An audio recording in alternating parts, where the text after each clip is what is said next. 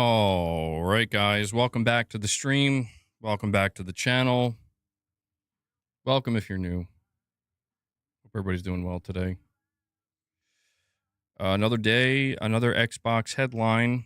And it's good news, guys. We got more good news. We can celebrate. The head of Xbox Studios has left. He's quit. He's done. He saw the writing on the wall, and he said, "I'm out." And that's it. That's the news today. That's all I got for you. What the hell is wrong with Xbox? We've been talking about that for a long time, and there's a lot wrong. There's a lot wrong. PlayStation Pete, a member for 52 months, says, I only need one more trophy for RE9's Platinum. Speed Demon, I have infinite rocket launcher and infinite ammo. What if it costs Sony too much to make PS6 or is too expensive? What's their plan B? Their plan B, I'm not sure. Sony's plan B might just be to fall back on the PS5 for a very long time. That's the best plan B I can think of. You know, it still falls within their console plans. You know, their hardware. Their hardware business model. I mean, doing something like cloud gaming or something as a plan B, I don't know that would work for Sony.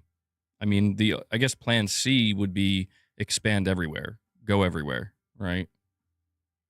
But yeah, I don't think they're gonna do that unless they're truly in crisis mode. But PlayStation Pete, good luck with the Resident Evil 9 Platinum. That was a pretty good one. Mini Tom says his membership ended. Well, maybe he'll get lucky and get gifted today. We'll see. If the head of Xbox is leaving, you know the crash is coming. Yeah, I realize in my title, I left studios out of the title. People are thinking Asha Sharma is leaving already. How's the neck? The neck is in agony. Yeah, this is going to be a short stream today. It's ruining my life. Straight up. Like, I'm not even going to pretend. Did they get rid of more people recently? They did. Well, I don't know. People don't know if... They don't know if he was fired, but it just says he departed. It's worth noting, it's Craig Duncan. He was there for 18 months. He was there for like a little over a year and a half, I guess. Not long at all. And he's just out. So that guy from VGC said that 2 big Xbox studios are closing. Uh-oh. Oh no, who could have seen this coming?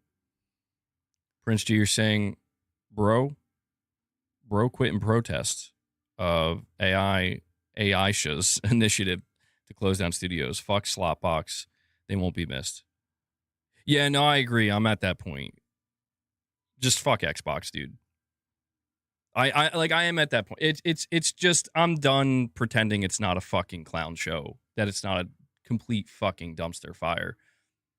Like, I've tried for so long to be like, no, it's okay. Like, no, it's not.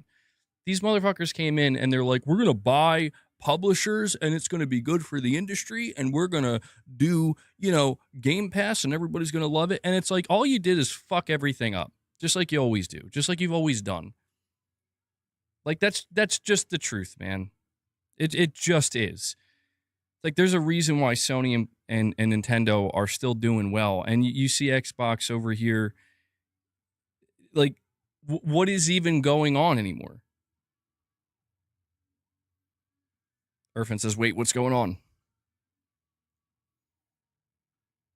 The head of Xbox Studios just quit, dude. That's what's going on. That's what's going on. Like, it's not, I don't have any ire towards their teams. Like, I'm not saying what I'm saying, like, oh yeah, you know what? Undead Labs, I hope you guys get shut down. And Ninja Theory, I hate Hellblade, and I hope you guys get shut down. It's the opposite. It's like, dude, some of these studios just they deserve better. They deserve better. I don't know, dude. Like, the whole situation with Xbox has been a complete shit show. And I feel like, I feel like this last week and a half has been possibly the biggest gaslight I've ever seen. And I'm like, I do mean offense when I say this. Like, Xbox fanboys should feel stupid for how gaslit they are right now. Like, you come out, you rev up, or you let Asha Sharma gas you up. Exclusives, baby. We're coming back. We're getting back to the glory days. We're doing a new logo. We're putting Xbox in all capitals. Let's go. And you know what? We're making Gears exclusive. And I get that. Like, everything I just listed there, it's like those are all good reasons for the fans to start rallying. Be like, hell yeah, brother, let's go. We're back to the glory days. And then literally she just pulls the rug instantly. At least Phil gave you some time. She's just like, yoink. Sorry. Studios are closing. Games are getting canceled. We're completely resetting. We want to give you a reason to buy an Xbox, but we're going to tell you that we're losing money on every Xbox sold. And that's a no-no for Daddy Satya. PlayStation jacks up the hardware prices. PlayStation's got their own world of shit coming with the PS6. I've talked about that. I get it. I get it. MBG, you can't be out here talking about Xbox. You want the console war to come back. I didn't want, I want the console war to come back? Huh. MBG wants to, no, fuck the fact that Asha Sharma just said, we're bringing back exclusives. We're bringing back the console war. After Phil, their Lord and Savior for the last decade, told them, no, we don't want that. We don't want console warring. We want to get away from that. We want to end the console war. Like, come on, dude. What's wrong with these people? Breaking: Insider Gaming, 2 studios at risk of closing. Let me add that to the title. That's...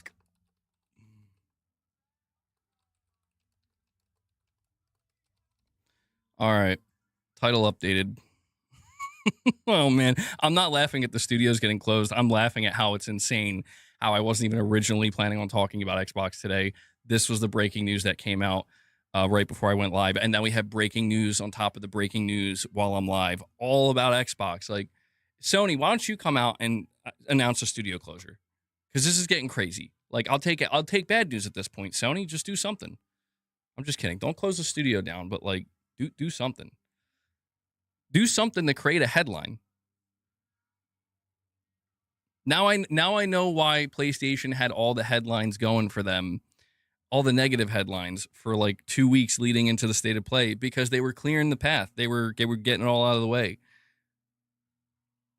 Let's see. Let's go check Insider Gaming and see what studios are going to shut down, apparently.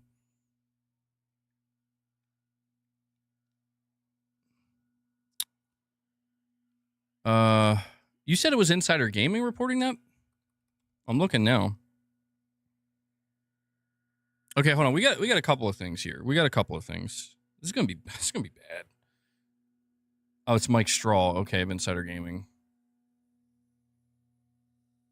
Hold on. There was something that I came across yesterday.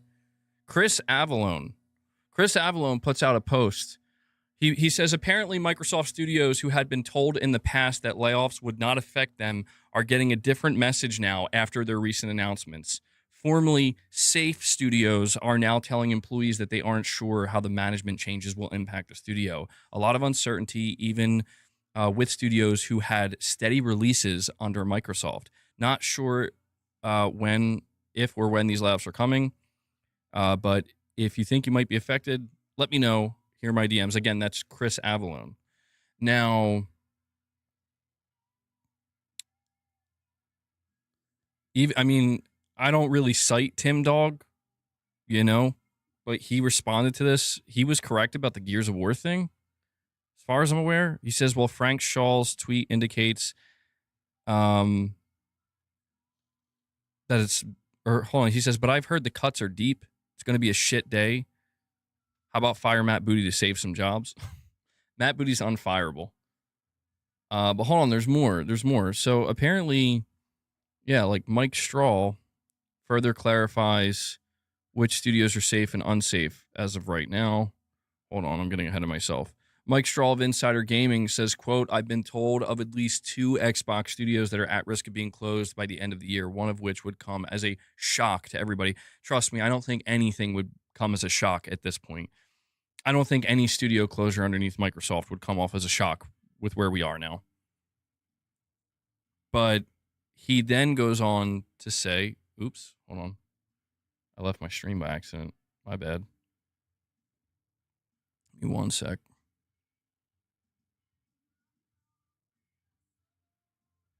Okay, so yeah, he then went on to say it was not Obsidian or Rare for those who've asked. I'm working on trying to get more details on what employees are feeling at the moment, but the picture could become clear in the coming weeks depending on what decisions get finalized.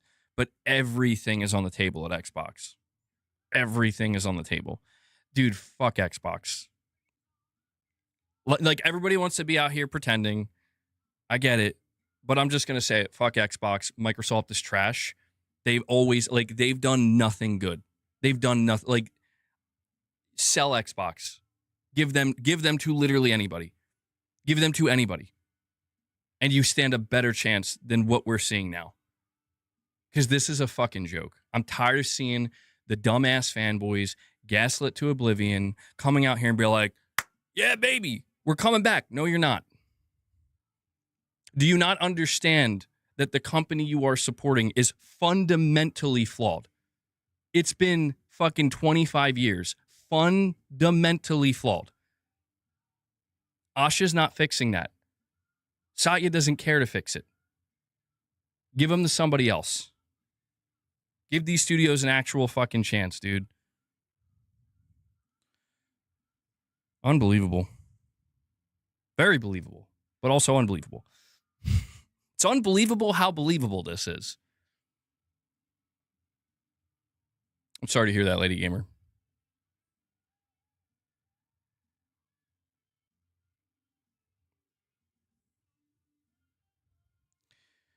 Xbox fans doing a complete 180 on exclusives. Of course they are. Of course they are. You get these fucking clowns, they come out here and they're like, the industry's going to be better when there's no more exclusives. It's going to be better for everybody. Asha Sharma tosses them 2 fucking exclusives out of 40 studios, and they're like ravenous. They're like, yes, more. Meanwhile, we're over here talking about studios getting shut down. Like, what a fucking shit show. This, like, if this doesn't solidify that Xbox is quite literally the joke of the industry. The joke of the industry, dude. And that's saying something, because there's some crazy stuff out there. There's some nonsense out there.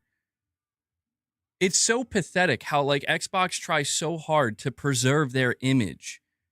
Like, we can't look bad. We can't have people mad and upset with us. Like, why? Because maybe they have a good fucking reason.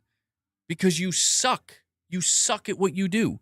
You've been sucking for a long time and with no signs of improvement.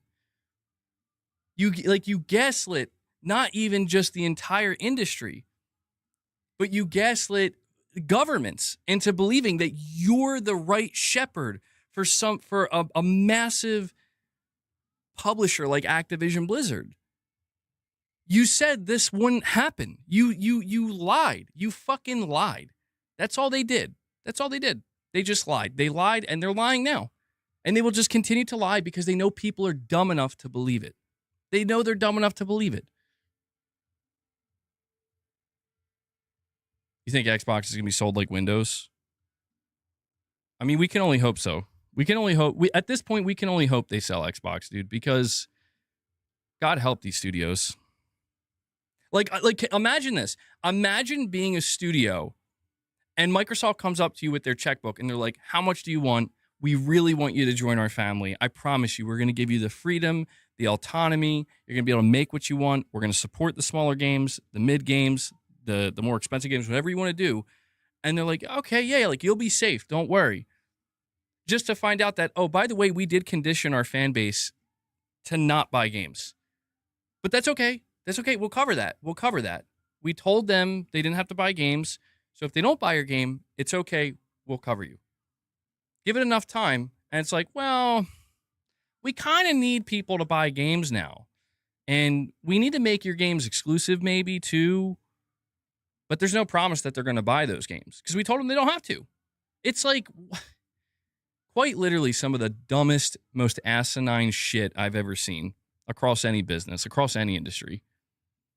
Steelers, you're saying, become a joke, always been the joke of the industry. Third place since flipping one. Reminder that their most successful console in units sold has a 50% failure rate. That's true. You're talking about the 360. That's just goes to show how much Sony shot themselves in the foot, man. They fumble with the PS3. You know Sony fumbled with the PS3 when a company that has a 50% failure rate on their hardware is still beating you. But yeah, that's crazy. Remember the towel trick? Where's Blade? I would like to see Blade. I don't know, man. I want to see a fire sale of Xbox to studios at this point. I want to see them start selling their studios. I want to see them go to different publishers. Sell Ninja Theory to Sony. Sell Undead Labs to Ubisoft or something. Maybe not. Okay, maybe not Ubisoft. Ubisoft is also pretty bad. Ubisoft might be just as bad. But I'd rather see a fire sale. I'm just done giving Xbox the benefit of the doubt, man. PlayStation, Sony exclusives don't sell well. They do. You're talking about a few games here and there that don't sell well. PlayStation games do sell well. Do you want to know how many? You know how everybody hates Horizon? Did you know Horizon, between the two core games, has sold over like 40 million? Like, come on, dude. Like, what are you even trying to argue here? Tarnish, you're saying MBG, I predict they'll close id Software and Compulsion. If they close id Software, that would be shocking. id Software closing would be fucking crazy. It's been declining, though. Well, like I said, Sony has their own problems. But you don't see Sony pulling this shit. I don't care what anybody says. You know, people want to fucking cry a river and be like, they raised the price of the PS5 twice. It's like, yeah, I know. It sucks. Let's take a look around. Let's stop and take a look around for a second. And it's like, what do you... I'm tired of the what about Sony? What about Sony, bro? They're fucking running their business. They're not out here being like, guys, we're taking exclusives away and putting them on Xbox just to be like, actually, we're going to take two and keep them on here, but then we're going to still put the rest on. They're not gaslighting us, is what I'm trying to explain. And I can respect that. They respect their customers enough not to gaslight them into fucking oblivion. That's why I get so tired of the what about Sony. Like, what about them? You want to criticize their live service efforts? You want to criticize their management this gen? They've made some management mistakes, and they're paying for it. Yes. This isn't a matter of, let me tell you how shitty Xbox is while simultaneously telling you PlayStation's bad. In fact, it's the opposite of that. It's just, let me just tell you how shitty Xbox is because they are, and it's only getting worse.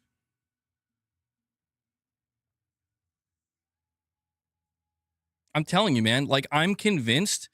Like, I see this person on my channel named Hardcore Gamer. You don't have to ban him or anything. Never seen this account in my life on this channel. I'm fairly certain there's like people being sent here. Like, oh, he's talking about Xbox again. Make sure you try to twist it and make him talk about Sony. What about Sony? What about PlayStation? Like, what about it, dude? Like, again, I have like a 5-hour crash out. I have like probably quite literally over 12 hours worth of crashing out with them closing Bluepoint.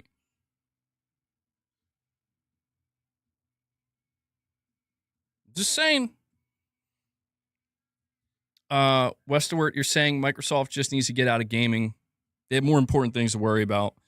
They want to revolutionize the world with AI, but they're spending hundreds of millions on Master Chief. Well, that's why I'm saying, like, Microsoft's ambitions as a corporation don't align with what they would actually need to do in gaming. It's why it seems so awkward. It's been awkward for a long time. That's why everything Asha Sharma is doing is bizarre to see, because and even though she's being candid in some instances, it's like, what is the end goal here? The end goal is just to make money, and that's fine. But it's like, you guys suck. Like, I'm sorry, man. You came out here and you want it. You got so like Microsoft got so desperate to win that they were like, you know what? We're just throwing money at the problem. We're dropping a cool $80 billion on 2 publishers, one of which is like the biggest in the industry. And everybody pointed the finger at them and they're like, wow, you are that guy, aren't you, Microsoft? Like, you suck that bad that this is the only way you can win. This is the only way you can get a W. And they're like, no, you don't understand. Like, we're going to die if we don't do this. Like, Sony wants to kill us. And I'm like, so now you're going to complain that you entered a market where there's competition and you failed to compete. Therefore, that's justification enough for you to acquire the biggest publisher in the industry. Promise everybody it's not going to be bad. It's only going to be good, just for it to be a complete shit show. Am I following this correctly?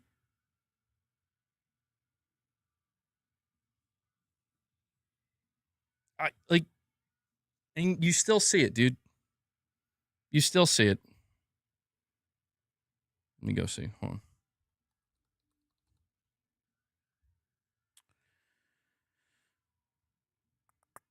So, in the last hour or 2 hours since I even thought about streaming today, Craig Duncan, the head of Xbox Studios, has left. And we're now hearing that 2 studios are going to get closed at Microsoft, and one of them is going to be a shocking closure.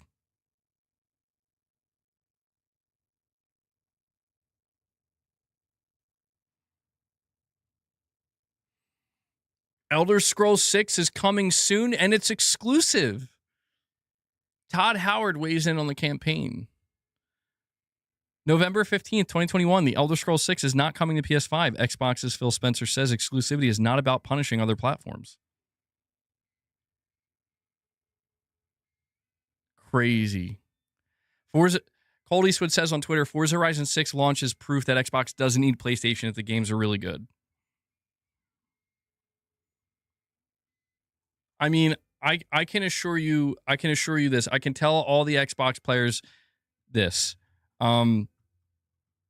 PlayStation definitely doesn't need the Xbox games.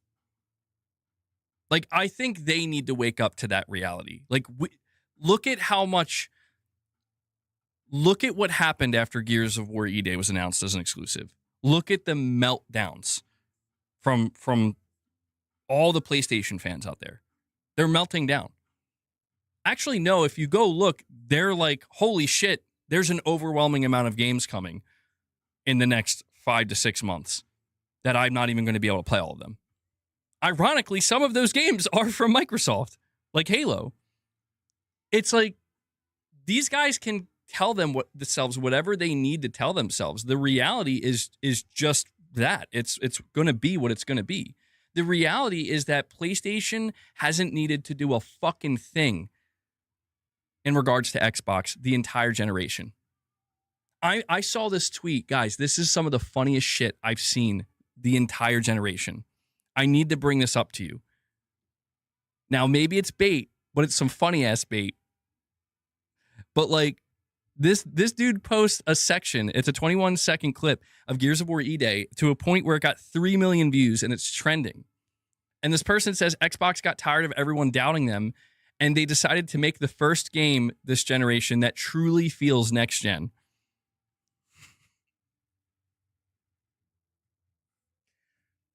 Dude, I am trying to fathom. I am trying to fathom right now how you look at a Gears of War game and gaslight yourself, even if it's in the name of bait.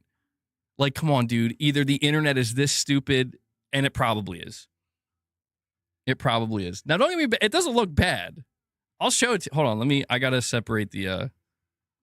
I gotta put it on another tab. Hold on. It doesn't look bad. It looks very good, to be clear. But it's like it's the first next gen game, bro. That's right. That's right, you sons of bitches. Microsoft is the first one to deliver a truly next gen game. I'm like, okay. Yeah, but we'll just ignore everything else that came before from Sony and third party. It's so pathetic. It's so pathetic. It's like, dude, come on, man. I know they need a win, but for fuck's sake, what are we doing? What are we doing? Like, it's Gears of War, bro. It looks really good. It looks fun, but the first okay. All right. Dune, you're saying Microsoft buying Activision pushed them even further into the deep end. Spend $69 billion when you're down in sales and don't expect to see the cracks. That's what we tried telling them. We tried. We tried telling everybody, like, do not celebrate this. It's only going to end one way. I should stop screaming into the mic. Let me see if I can bring this up. Is it not playing it? Look at that. The first truly next-gen game. Oh, my God. Look at the lighting. It's the first true next-gen game, dude. Unreal. Engine 5, literally. Look at that. Look at that. Oh. We haven't seen anything like this all generation. Again, it doesn't look bad, but God, what is happening? Like, Microsoft clearly paid this man. How could you not see it any other way? It's like, dude, Xbox is burning. They're literally talking about selling them. What are we doing? What are we doing? Dude, this would be the equivalent of if we got reports that like Sony's getting ready to shut down multiple studios. Sony's getting ready to go nuclear, and I'm like, but you see that? You see that God of War Alpha gameplay though? Huh. It's looking pretty next gen. It's looking pretty next gen, guys. Like, and then anytime somebody brings up, like, bro, Sony is literally collapsing in front of you right now. The entire division is collapsing. It's like, but I got God of War. It's just like I can only laugh because I just can't. What else am I supposed to do at this point? What else am I supposed to do? Like, this is something that again, it's probably for engagement, but goddamn, if you look at the replies, there's so many people. They're like, yeah, man. I'm not trying to take away their happiness, but it's like, let me ask you, if I were to say that about God of War Alpha, what's going to happen? I don't think so. I think we all know what's going to happen. It's only going to go one way. All right. Which I missed the chat from. Hold on. Why are there two chats up though? This is weird. Hold on, I got to get rid of one of these. Glassdoor Gamer, you're saying Xbox really said happy 25th to their fans and then decided to pull the rug of optimism away from the fans. You have to be a masochist to be an Xbox fan. You don't. You do have to be a little bit of a masochist. You have to be delusional. To be an Xbox fanboy, like a dedicated fanboy, you actually have to be delusional. It is a literal checkbox requirement. I say this because that's the thing. The rug was just pulled and it doesn't matter to them. It doesn't matter. Literally, I called it. Once again, lo and behold, MBG was right about what he said about Xbox. Surprise, surprise. I've been right about everything I've said about Xbox. And that's what these guys don't want to admit. That's the last thing they want to admit because it's like, well, you can't be right. You're a PlayStation fanboy. And it's like, bro, I came from Xbox. Okay? There's a reason why Xbox lost somebody like me and millions of others. Because they fucking suck. They haven't been good in how long? And again, I'm not saying that Gears looks bad or Forza is bad. They have some shit that they're finally starting to do right. But look at what's happening. It's like, we finally got a game that's good. And it's like, awesome. Anyway, we're going to have to start killing studios, son. It's like, okay. Yeah. And, we got to hit the reset button. Yeah. It's like, I don't get it. I got to hop. I'm doing it to keep my neck loose. Just got to move around a little bit, So I see you hopping around and shit. No, I'm not on drugs. I just literally have to keep my body moving. Okay? Like, damn, what MBG take today? Let me see. We have Kit Kat Bar. Member for 24 months says, keep up the good work. Thank you for that, Kit Kat. Thank you for being a member, bro. I appreciate that. Yeah, where's Rich Rod? Of course, Rich Rod's not here. Top Shelf Gaming says, Lao Fei and Wolverine look like Spider-Man in 2018 God of War. And let me ask you something, my friend. Let me ask you something, Top Shelf Gaming. And No. What do those two games have in common? What do those two games have in common? I mean, one of those games, Top Shelf's like, oh shit. I'm just saying though, like, there we go. Muhammad's at peak. What do those two games have in common? Peak. Do I think Gears of War looks like it's actually a competent, very good, very well-made game that's like, oh, okay, yes. Listen, somebody could even say these words. Somebody could say Gears of War E-Day could maybe be a Game of the Year contender. And I'd be like, okay, yeah, maybe the Coalition's really pulling something special out here. But to take it so far as like first next-gen game right there. It's like, bro, I don't even know who you are. I don't even know who you are. Why are you saying this? And why are people agreeing with this? What is going on? And like, look, man, I tried talking about this yesterday. Wolverine looks like Spider-Man. I'm like, bro, lay off the crack. Put the crack pipe down. Okay? I want you to pick up a controller instead. Go play Spider-Man. Go play it for like an hour. And then go watch the Wolverine gameplay and then come back and look me in the face and tell me they're the same games. Tell me, like, you know what I mean? It's like, and I get it. If you're looking at God of War Lao Fei and you're like, it looks a lot like God of War 2018, maybe too much, it's too similar. I get it.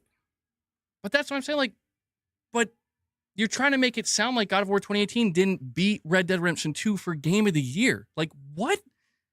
That's unthinkable. That is unthinkable, man. Who else is doing that? No one's doing that. No one. Literally no one. No other game is doing that. I'm not saying God of War Lao Fei will be the exact same, but come on. Ice Cold Cabbage, you're saying, why is it Xbox every day in here? Feels like you in the chat just try to remind yourselves daily why Xbox is bad. Is there no Sony news? No, there's no Sony news. I told you that. You know what? I got an idea. How about the next time there's some major breaking news for Xbox, I just ignore it completely. What do you think? I don't even acknowledge it. What do you think's going to happen? Serious question. Like, I need to know. Okay, I have another question.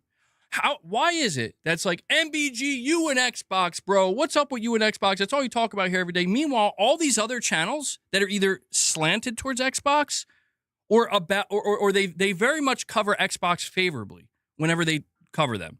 They lean towards being much more favorable towards them, right? Meanwhile, they're just constant about PlayStation, about Sony ponies, about PlayStation Nation, about Herman Hulst, whatever, dude. But here's the difference. Here's the fucking difference between me and them. I'm covering shit that's actually happening. Like, as in, I woke up today and I didn't decide, you know what? Fuck Xbox. I'm shitting on them today. I didn't decide that. No, I know it sounds crazy. Believe it or not, my original title for this stream today was me talking about how many awesome games are to look forward to for the PS5. I'm not kidding. Some of you guys may have been here early enough to see that. But here's what I realized, and this hopefully does serve as an actual answer to that question. I realized that if I try to continue down that road today specifically, knowing this news just came out, it's going to be really hard to do that. I'm going to have to like push portions of my audience to the side because they're going to be sending super chats and they're going to be asking me like, yo, MBG, did you see the news? Do you see this? You see what's going on?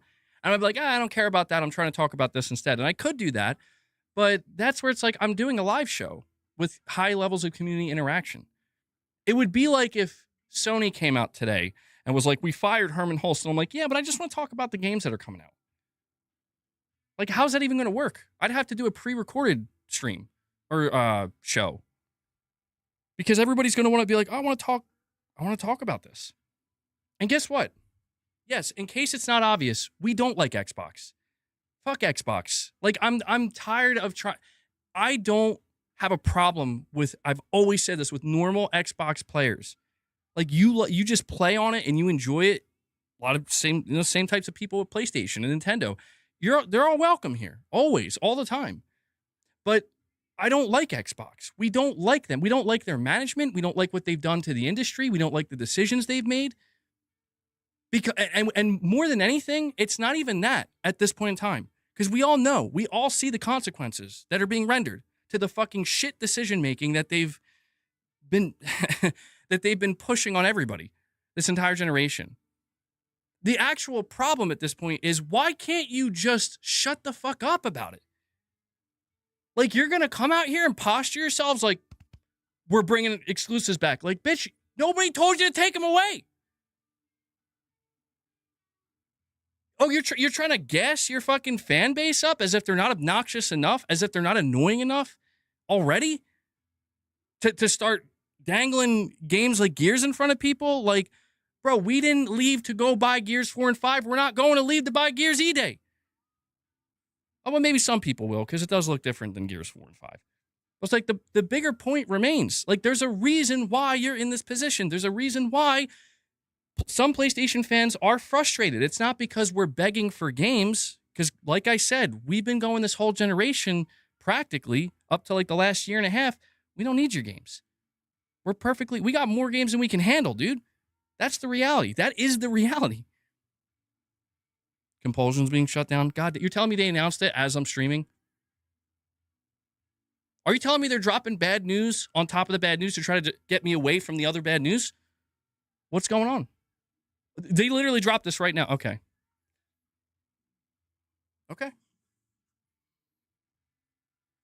This is a real thing happening right now. I can't even keep track of what I'm saying, bro, because every time I'm on a tear, Microsoft's like, we got another one for you. Serve it up. Steelers with the $20 super chat says, my favorite Xbox cope is the whataboutism regarding studios being shuttered. Number one, studios have been shut down since the inception of home gaming. Number two, a huge difference in what Microsoft is doing and what Sony has done regarding closures, or there is a difference there. You're right. Now, has Sony made some critical mistakes when it comes to certain studios they've shut down, like more recently Bluepoint? Yes. And what have we done? We look at Sony and we're like, how could you do that? Are there studios that they shut down that maybe they kind of had it coming, or it's like, okay, that it's unfortunate, but it makes sense? Yes. The problem with Microsoft is they literally consumed.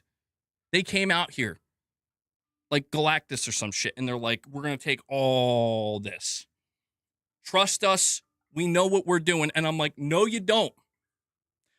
Everybody, don't listen to that guy. Whoever that is, Phil Spencer, whoever the president of Xbox, I don't even remember his name, they don't know what they're doing. They're lying. They want you to believe that they know what they're doing so they can justify consuming all of this.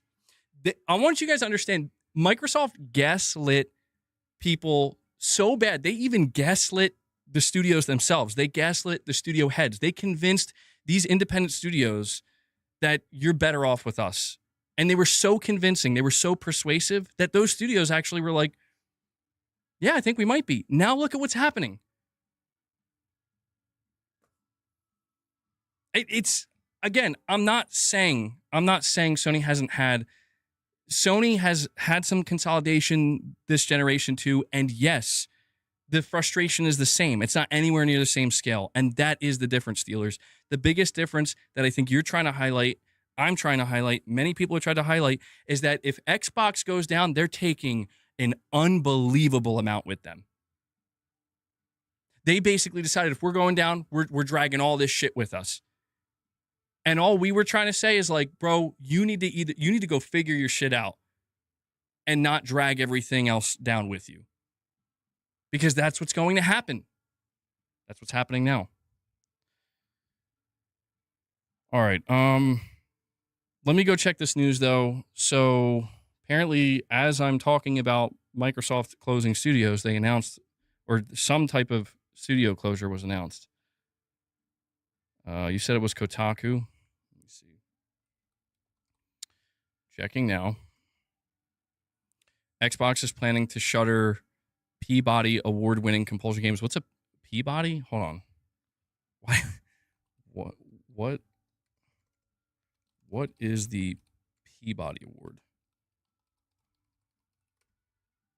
The Peabody Award is a highly prestigious American honor recognizing excellence in broadcasting, streaming, podcasting, and digital media, administered by the University of Georgia's Grady College of Journalism and Mass Communication. It celebrates powerful storytelling that addresses social issues, illuminates the human condition, and drives cultural change.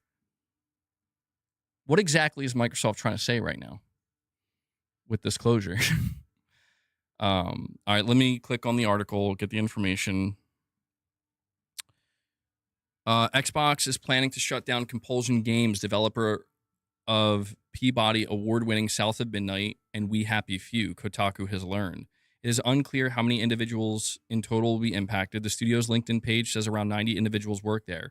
Though Kotaku understands the actual total number to be higher, and multiple individuals have now posted on social media looking for work.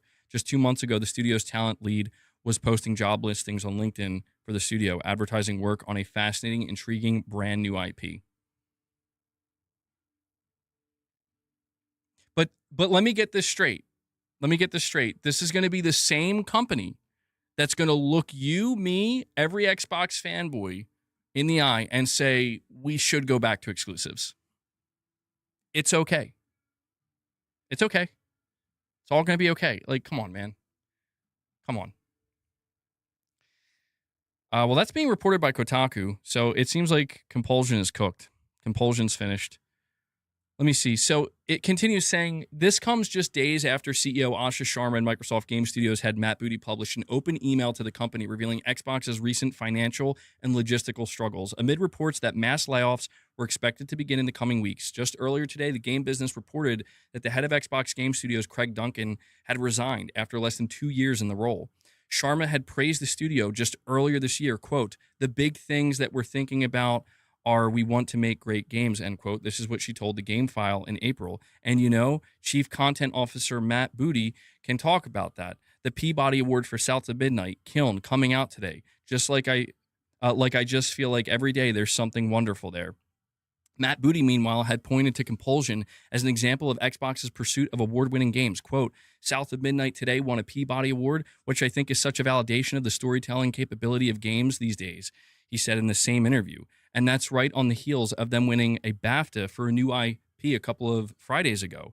And that is our goal, right? I mean, we run a portfolio, and our portfolio includes some of the biggest franchises on the planet, Call of Duty and Minecraft, but we're also dedicated to places where new intellectual property can come to life, where these stories can be told. You know, and our studios like Compulsion and Double Fine that got some nominations for Keeper. But just so you know, we're going to shut these motherfuckers down in a month, so don't get too excited. God, like, what morons, dude.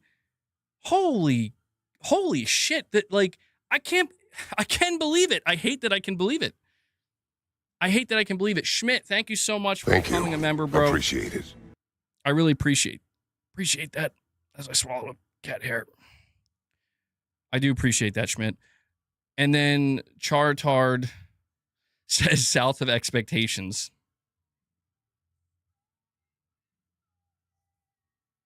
Okay. Okay. Yeah. What can I say? What can I say at this point? Guys, make sure you hit that like button. If you want to support the channel, become a member, gift a membership. It all helps. Appreciate the super chats. I should probably start getting better at doing this, though. Hold on.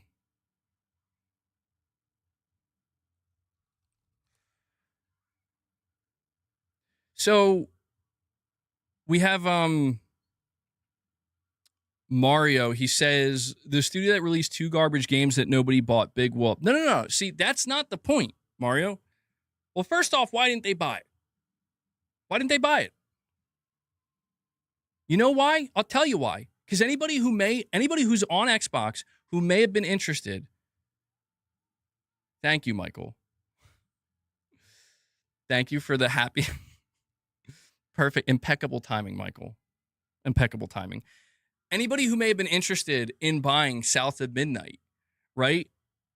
They're like, oh yeah, maybe. They're like, oh, but I can just play it on Game Pass. I don't have to give them any money. I don't have to support this game. I could just buy. I could get it for free on Game Pass, so I could just try it. It's like, gee, who could have told you, Microsoft, that formula is bad and will only lead to problems for you and your studios? But here's the thing. Here's the bigger point that for people who want to sit here and be like, you're just a hater on Xbox, MBG, you hate them too much. You can't help yourself. No, that's actually not true.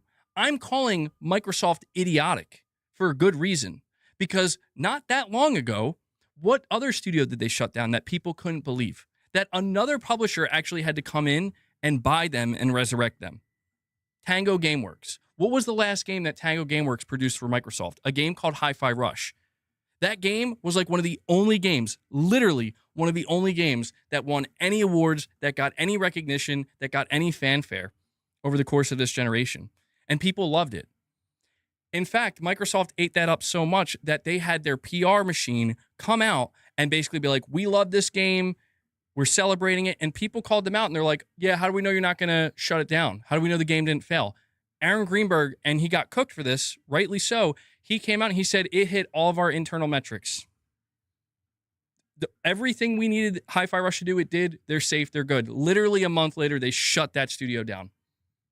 And now Hi-Fi Rush 2 is being developed by, God, who even bought them? It's the same publisher that owns PUBG, which is crazy. Like, and then what do we have here? Again, today, Compulsion Games is shutting down. What did we have just a month ago? We had Asha Sharma and Matt Booty out here talking about how honored they are to win these awards and how much they love South of Midnight, and they're so proud of the studio. Yeah, you're so proud. You're so proud that you shut those fuckers down. Like, but it's fine. It's fine, though, you know? Everything's fine. Tard, you're saying this is the same mindset that Sony allowed Media Molecule to flounder with Dreams for a decade. A BAFTA award doesn't mean shit. Yeah, and that's the thing.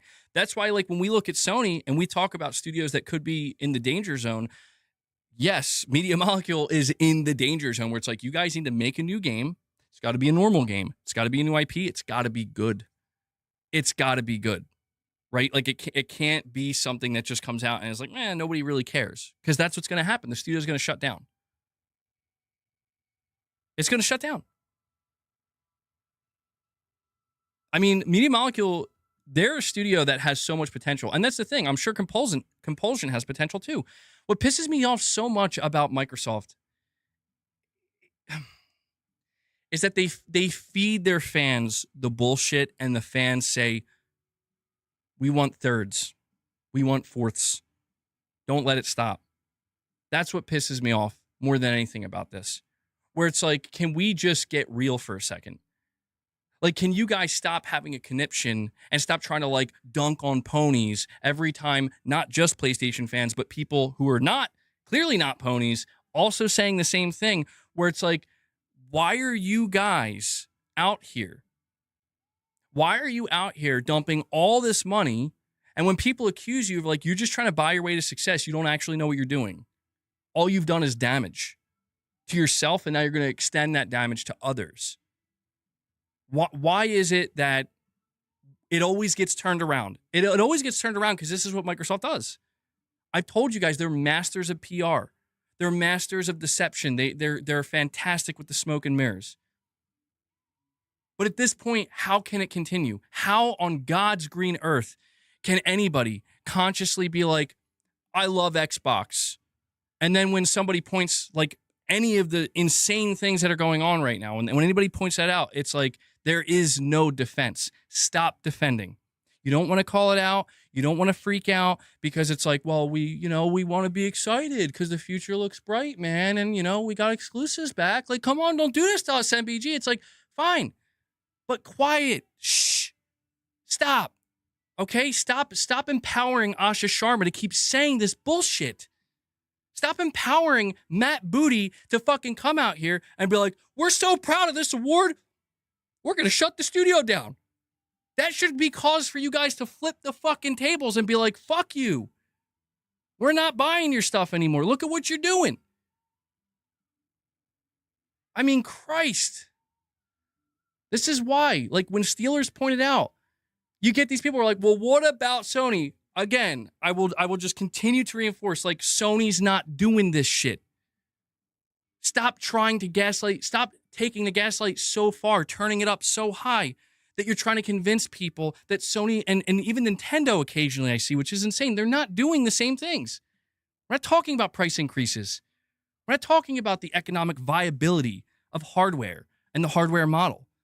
Right now, we're talking about the absolute fucking sheer hypocrisy that has been delivered on a silver platter plate to every individual unfortunate enough to be focused on anything Xbox is doing. That's what we're talking about. Pi, you're saying, I told you in the other live the showcase was a swan song for Xbox. This is what I meant. Well, it sounds like, yeah, I guess you're right. I didn't believe it. I literally thought, like, they're doing the thing, finally. Like, enough nonsense, enough bullshit, enough's enough. Enough's enough, you know? But then, and then it's just, you know, this entire week is like, well, now that the Xbox fanboys should be satiated for a month or two. Maybe, I don't know, at the rate they've been going for the next 6 months. It just, Xbox is shutting down. Yep. You heard it here first. Xbox is completely shutting down. PlayStation closed more studios this gen than Xbox. Let me ask you, you think when it's all said and done, you think when this generation is done, you think that's going to be, you think it's going to stay true? You think it's going to be Sony shut down more studios than Xbox? Dude, give it enough time. Xbox is going to be hollow. They're going to be totally hollowed out. Like, I get it. They have to do what everybody has to do right now. Do you remember when Jim Ryan, for as much shit as he gets, and he does deserve a lot of shit, but he came out at the beginning of this generation and he was like, we're focused on our big franchises. And people were being crazy towards Jim. We're like, you hold on. Sorry. Yeah, that's funny that you point that out. The only message ever. It's the only message ever. But that's the thing. Everybody crucified Jim Ryan. Like, you hate indies. You don't want to do AA. And sure, there's like some level of like, well, you know, this is a guy who shut down Japan Studio. And people are like, why would you do that? But in reality, it's like, clearly Sony saw something. They were like, as we go forward, big franchises, like the things that are going to generate money are going to be necessary. And we have to focus on that and we have to grow that. And I understand that to a lot of people that comes off as overly redundant, getting sequelitis, all that stuff. I get that. And there's truth to that too. But like, look at what Asha Sharma, I'm trying to tell people, like Asha Sharma is literally taking the Sony playbook. I just don't think she's going to execute on it nearly as well. How could she? Where it's like, we need to focus on Elder Scrolls, Fallout, Halo, the big franchises. Forza, we need to get on this. And it's like, yeah, but what does that mean for all the other studios you convinced to come on board and you convinced everybody that you're going to shepherd these studios and it's you know, they're safe with you. It's like, oh, we're going to devour them. And you know what the saddest part is of all this? There are certain people who will look at me and be like, man, MBG's going off again. That guy just doesn't shut up about Xbox. He's just an Xbox hater. Everything I'm saying, I fucking bet you this is all stuff that developers currently at Xbox feel. I promise you. I promise you the morale inside of Xbox right now is like exactly, you would think I'm a dev at Xbox. They're the biggest, they're throwing up the biggest what the fuck. And Corey the Legend Landiga comes in. He does what he does. He drops 5 member gifts for you guys. Corey, thank you so much for that, buddy. Never will be. Really appreciate that. And we have, hold on, let me see. I think I missed a super chat. Mario, you're saying, so ignoring the fact that Horizon Fortnite Edition is going to die on release and the studio making it's going to be hit with layoffs, I haven't ignored that at all. See, Mario, like, this is where I don't want to be rude to you, bro. And I'm going to try not to be. But it's like, I'm going to give you the benefit of the doubt. And I'm going to assume that you haven't tuned into many of my streams and haven't watched a lot of my content. And that's fine. I want people to watch all my content, obviously. But I always emphasize that.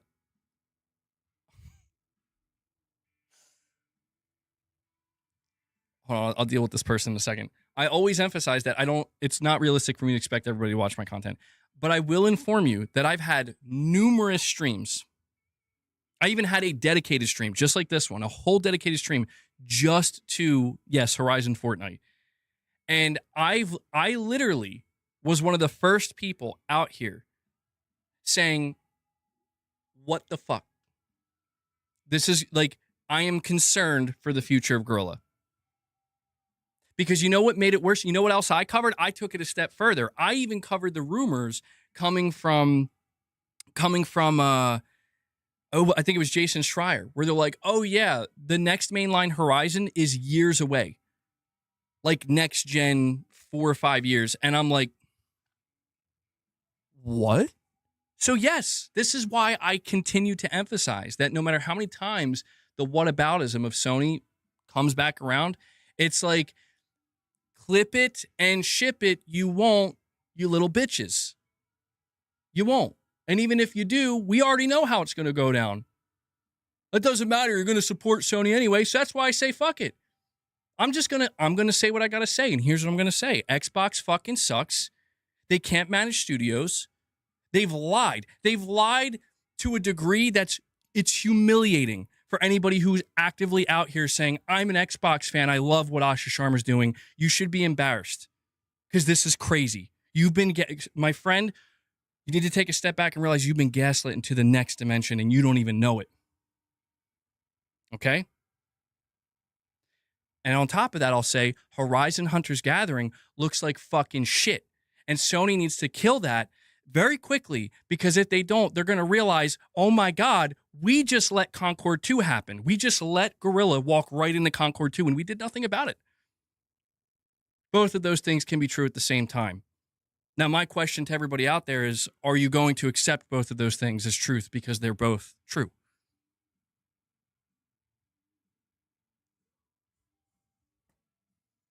I don't know, man. Things are looking spooky out here. This is Asha Sharma playing PlayStation's playbook strategy a little bit while sunsetting Xbox and doing damage control. Pretty much. Somebody said Arcane's the second studio. That's not confirmed, is it? Yo, if Arcane gets shut down, Ray's going to lose it.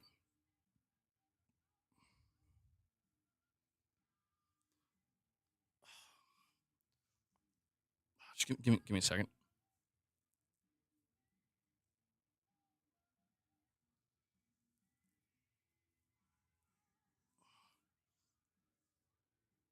Ugh. God. Woo.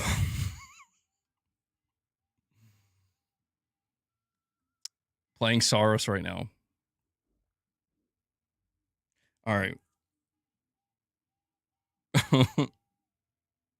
Yeah, he's going to get sniped.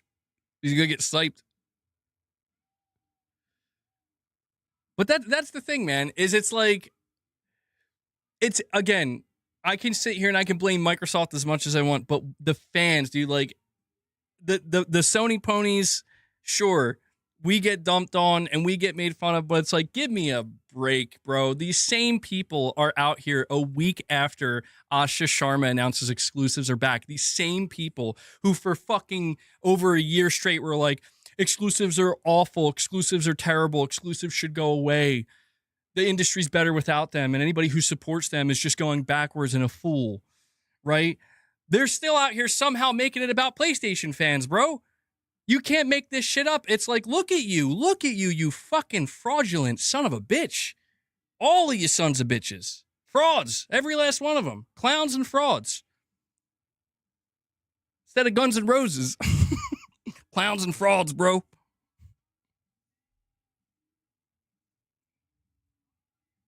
Okay. Sometimes I can't even believe the shit I say. It's like, what's wrong with you? All I do is talk about Xbox. That's all I'm going to do now. I'm an Xbox channel. I'm going back to Xbox. They all thought I was afraid. They thought I was afraid to go back to Xbox. You want me to go back to Xbox? I'll make sure I go to FanFest next year, and I'm going to have shit to say. I'm going to end up getting in fistfights with these guys. I'm just kidding. I'm just kidding. It's not that serious. It's games. But I will go to FanFest, and I will scream. You'll hear me screaming, boo! This sucks! And then Asha Sharma's going to be like, give that guy a free Xbox. I'll be like, you know what, actually? This ain't half bad. Maybe I misjudged you guys. Put him in a 5-star hotel, give him a console. That should shut him up real good. Give him an interview with Matt Booty. Give him an interview with Matt Booty. Okay, Mr. Booty. Can I ask you about your last name? I mean, come on. I feel like everybody wants to ask that question. Not in a mean way, but like that must have been crazy to go through life with that last name. I'm kind of jealous. I'm not going to lie. Charitard, you're saying heard Xbox is pushing Fable back was to buy time until they can take it off of PlayStation after Halo was pulled from the state of play. Could it be a sign from them pulling Halo too? I think they would pull Halo if they could. And this is where like I don't think people understand that the craziest, not the craziest, but like perhaps the most unexpected report that came out of all of this, the most unexpected report was probably from Jason Schreier confirming that, yeah, they pulled like a Halo trailer. I think he confirmed it was a Halo trailer, which is why everybody, when they saw the Halo trailer, it said captured on PS5 Pro. And they're like, what? Why is Xbox uploading a trailer saying captured on PS5 Pro? And the reports claim that Sony was pissed and it like damaged their relationship. And I'm like, yeah, Sony is like, that's a declaration of war. See, this is why I know it's like, I'm not crazy. Sony's the same thing. Sony's the same thing. They're like, we thought this shit was over, bro. What do you guess? They tried to gaslight Sony. And yeah, make no mistake, you show a Halo trailer at a PlayStation event, it is over. There's no going back from that. So Asha Sharma probably saw that and was like, don't do it. We're not going to be able to recover from that. That's it. I mean, people can look at something like Halo and be like, this is a way for Xbox to convince players on PlayStation when we release the next mainline Halo, go buy an Xbox, you're going to want to play it. And that's not going to happen. It's not going to happen. Like, this is where Asha Sharma is going to learn the hard way if she doesn't already know, if she's not already aware. That, like, people aren't going to go buy Xboxes. People buy PlayStations, people buy Nintendo consoles, they don't buy Xboxes. And there are so many reasons for that. I could sit down with Asha Sharma and give her a whole fucking short list of reasons why. And any solution she tries to propose, I'm going to say, here's why that's probably not going to work. Because I've been, unlike Asha Sharma, I've been following this shit for well over a decade. Closer than 99.99% of people. The rot that exists inside of Xbox it's terminal. I'm sorry. Like, it's terminal. And that should be obvious. That doesn't mean the brand dies.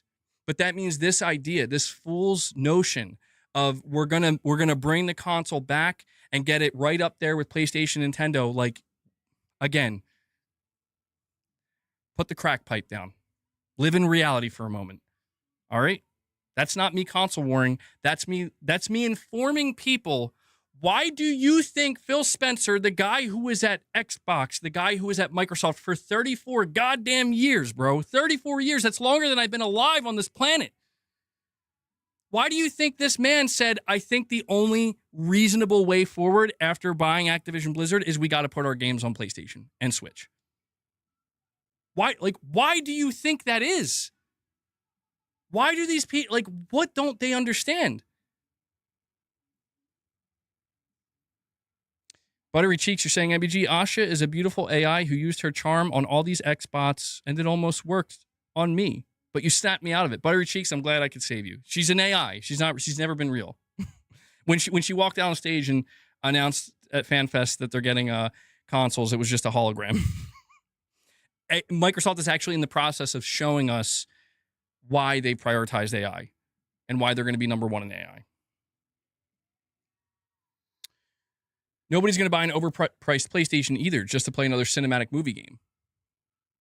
Well, see, that's the thing. We've had many conversations. If you say to me, there's a chance that even though PlayStations sell, even though Nintendo consoles sell, the PlayStation 6 might not, or it might struggle. I agree with that. I've talked about this probably more than anything on my channel in the last year, where it's like, that's where I say to Sony, good luck. But you know what I also say to them is, you have experience, you have expertise. Sony has you can't say this about Xbox.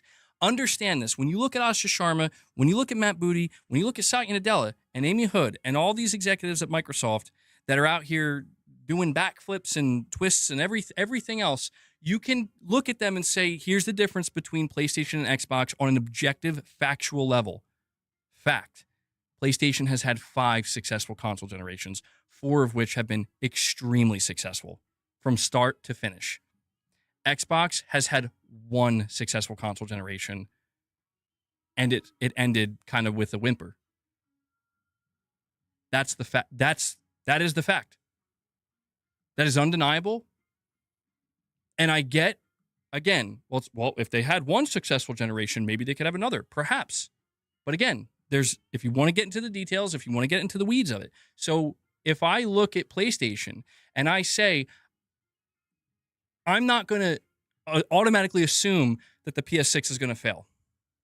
I'm not going to automatically assume that if Sony makes big AAA, big budget games, and they want to try to leverage those as exclusives to sell the PlayStation 6, that will not work for them.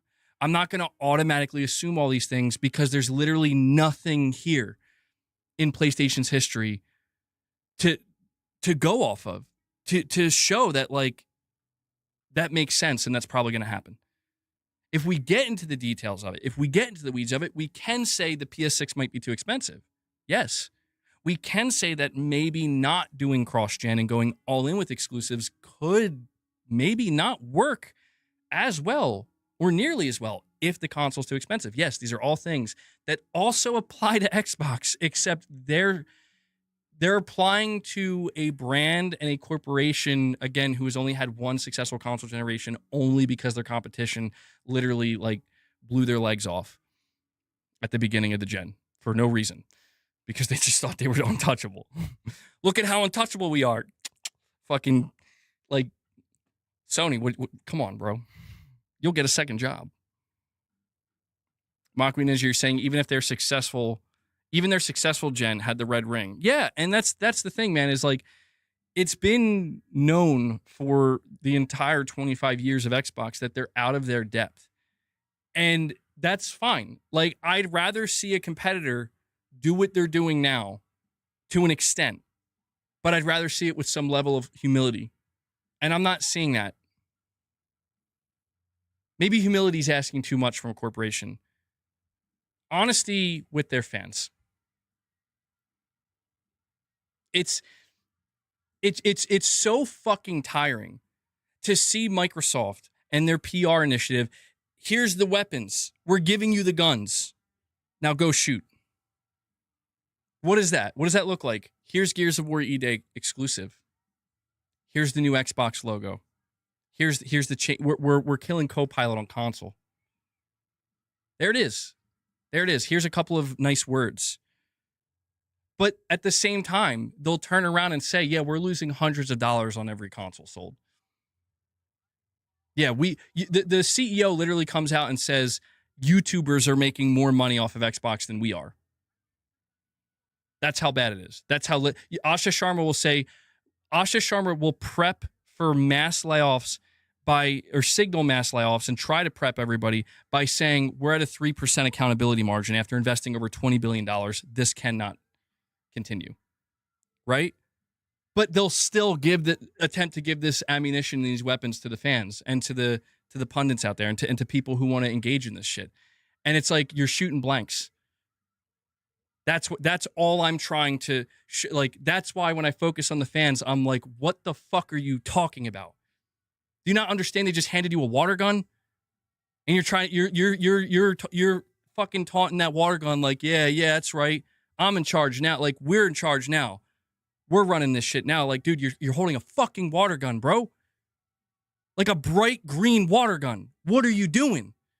But then that's where things start to get crazy, is you start to see more people come out and they're like, I want a bright green water gun too. Yeah, this is cool, bro. Like, let's all just get in on this. And it's like,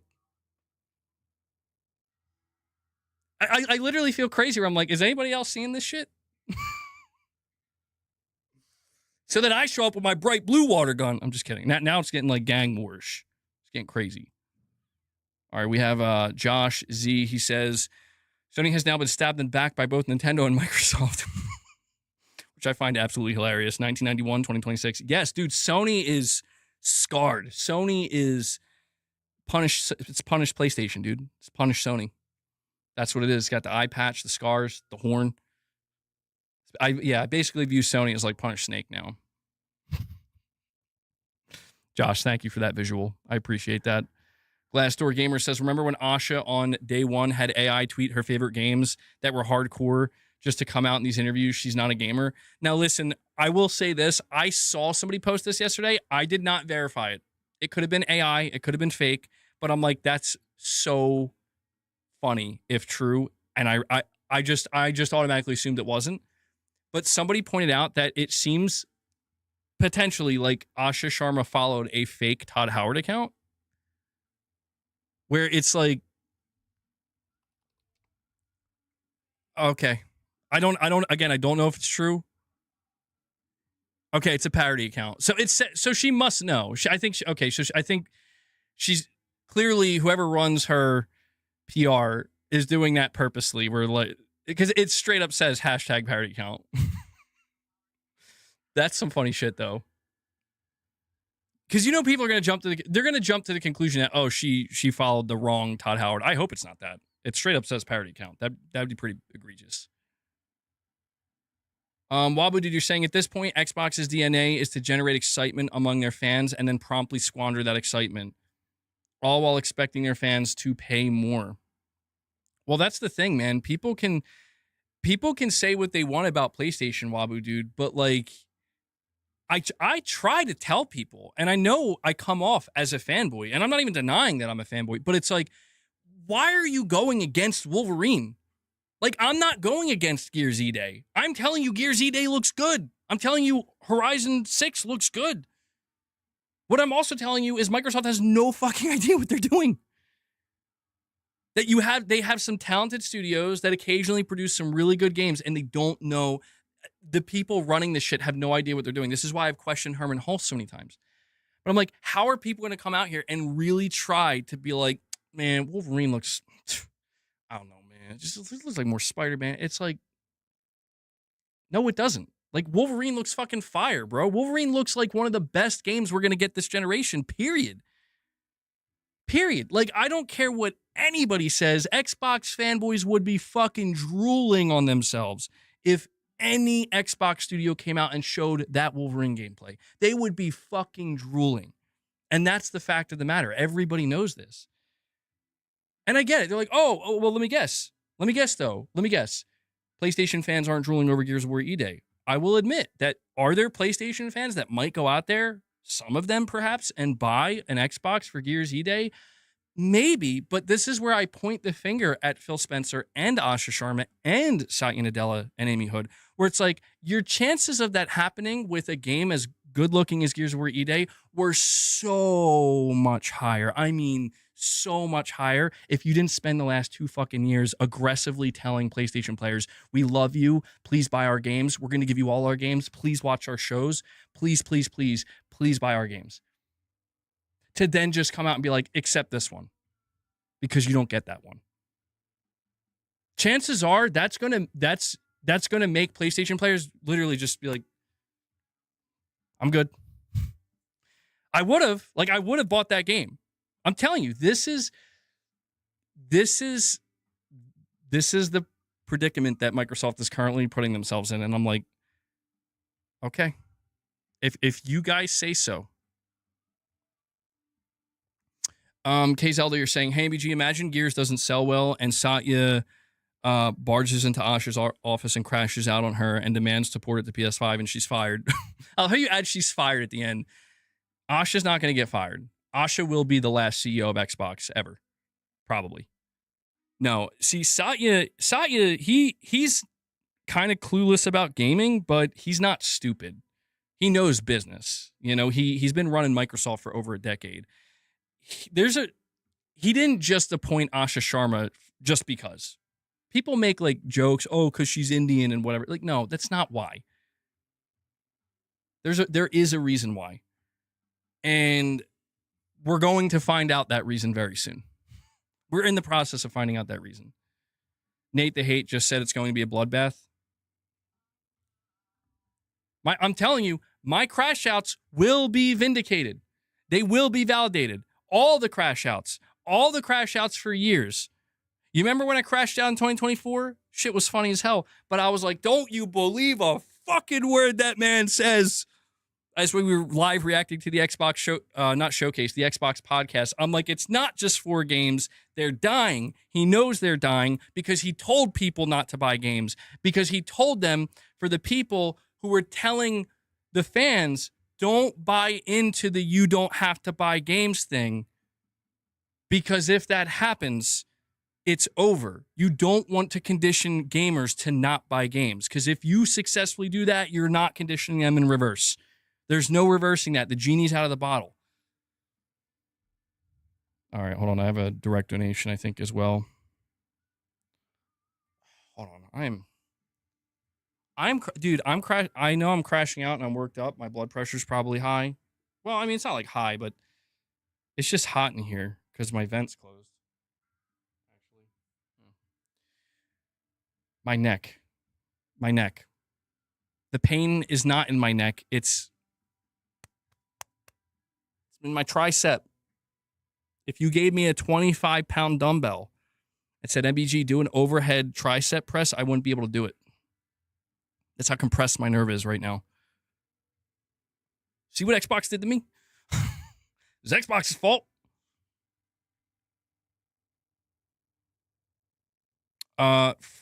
Frantic Gamer, I'm not even responding to this. Yo, is that true, though? Dude, that's huge. Hold on, I gotta go look now. Give me 1 second. Because I'm either getting baited or it's true. If it's true, I'll read it. If that's true, that's fucking huge. I don't believe it. Come on. I'm a small PlayStation YouTuber.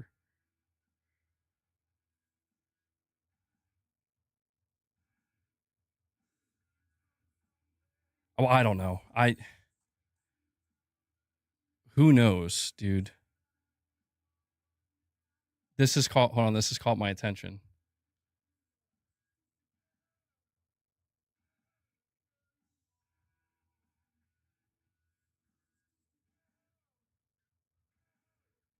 Yeah, I'm not. There's no way I'm going to be able to know if this is true or not without taking a bunch of time to look. Okay, I'll say this. If that's true, that's fucking awesome. If it's not, stop trying to bait me. Bitch. All right. Let me make sure I didn't miss any other direct donations. Undertow says, but PlayStation has exclusives yet shut studios down. They also make more than anybody, but shut studios down. They also raise console prices. Suck that. Oh. Okay. Hold on though. So, yeah. So in case it's not obvious, there are channels who swing on my nutsack because that's all they can do. They can't do anything on their own. They can't just sit there and talk to an audience. They can't do it. They can't do what I do right now with you guys. They wish they could. They fucking wish they could. And the truth is, deep down, they seethe because they know they can't. They need to swing on me and many others to make anything they're doing work. Unfortunately for them, though, most of the time, for a lot of these smaller guys, it doesn't work. But here's the thing. They cultivate audiences that are so fucking trash that some of these people, they come over here and they're like, we're going to bait them. We're going to bait them. Why are you baiting me? You're baiting me because you need the content. You need the content. Well, here you go. Eat up. Eat the slop. Eat it. Like the little piggies you are. It's as good as it's going to get for you. You're saying breathe. I am breathing. What do I seem worked up or something? You accusing me of being worked up? Oh, you think that if you guys think this is worked up, you haven't seen me actually worked up. Come on. Nobody's innocent. Yes. Don't you fucking dare. Don't you dare criticize my $1 trillion corporation, MBG.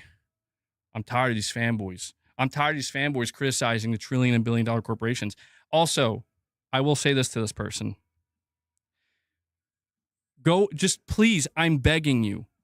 I know you won't, because you'll probably say something snarky like, who wants to watch your content? Gee, I don't know. You probably watch it more than you want to admit. Just not on my channel. When it comes, I will say this again. When it comes to Sony shutting down studios, please point to a time where I said that's okay and good. Do it. Go ahead. Do it. I'm not going to wait. I'm not going to wait because we already know the answer to that. We already know the answer to that. I mean, come on, guys. This is the best you can do. Give me a fucking break. They're not even trying.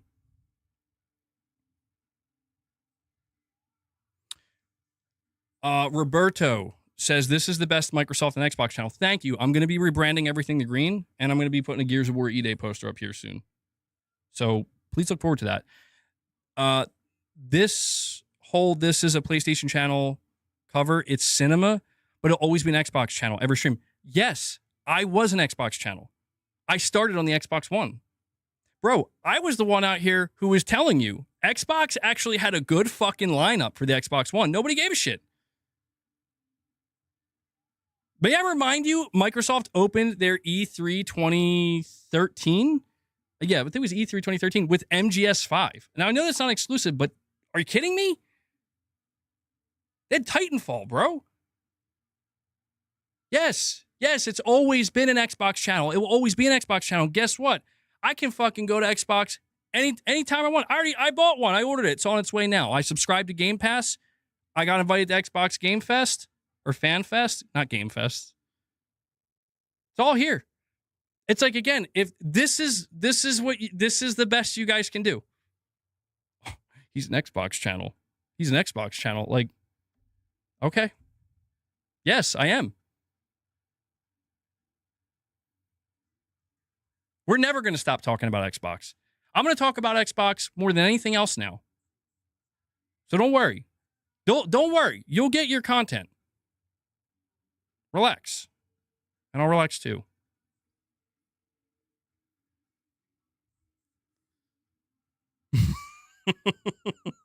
Titus knows.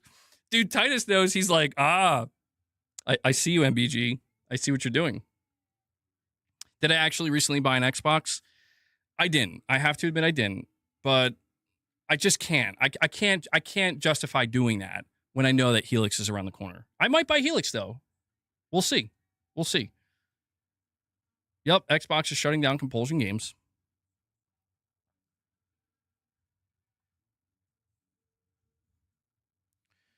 Absolute cinema. Enjoy.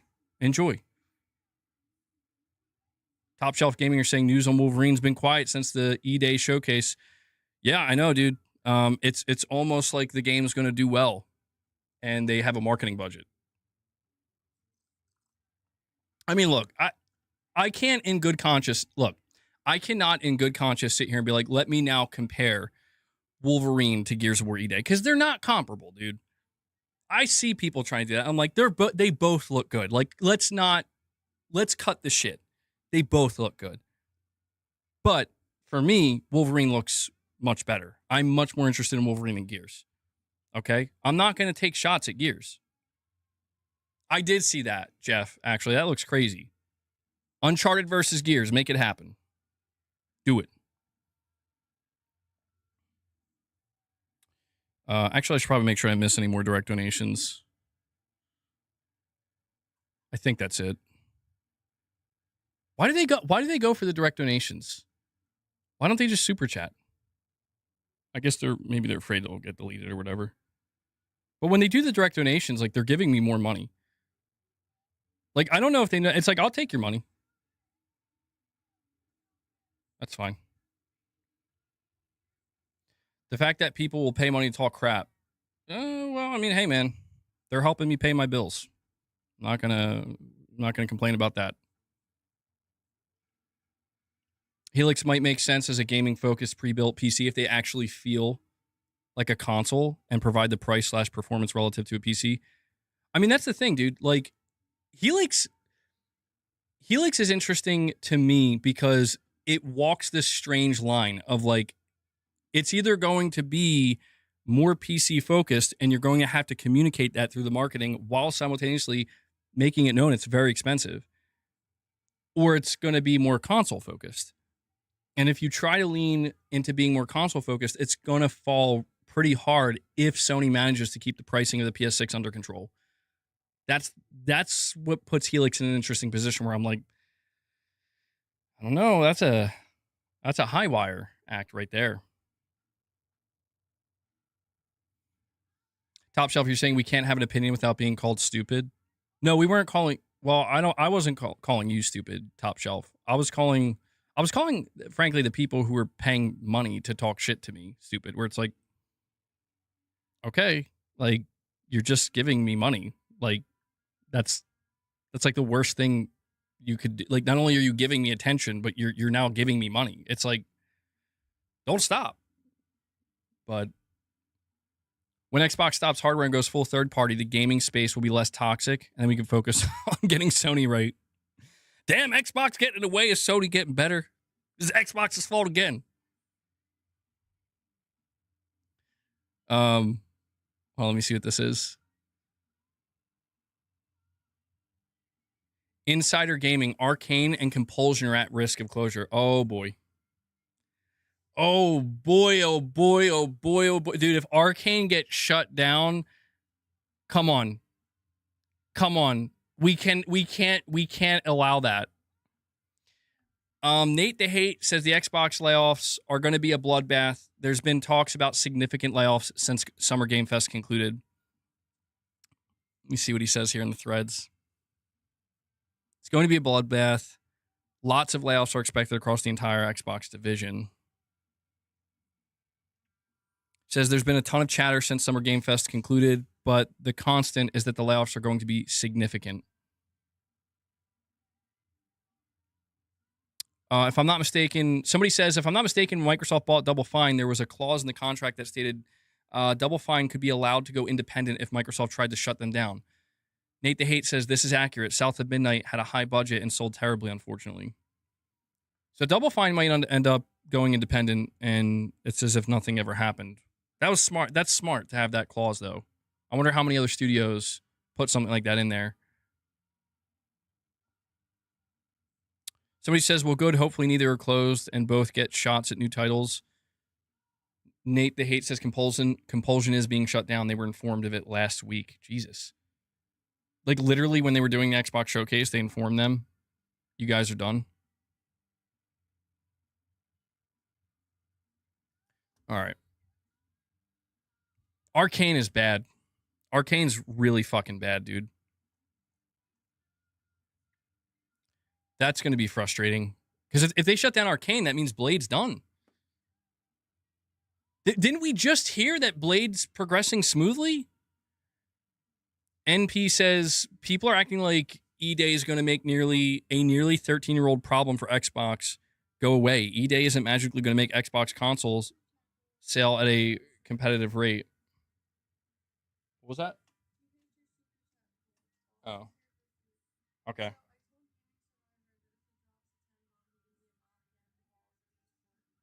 Okay.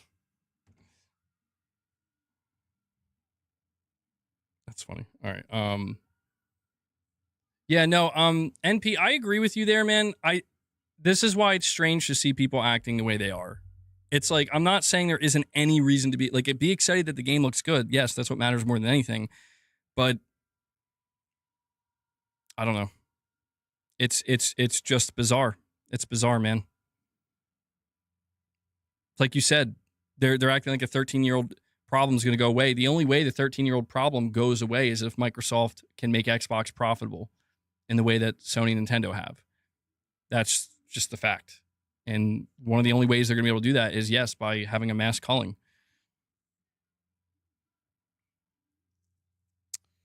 me see.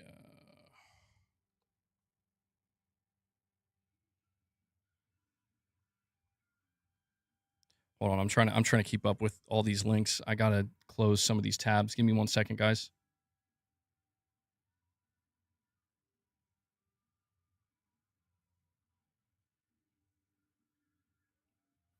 Update: Compulsion Games leadership reportedly in negotiations with Microsoft over studio's future.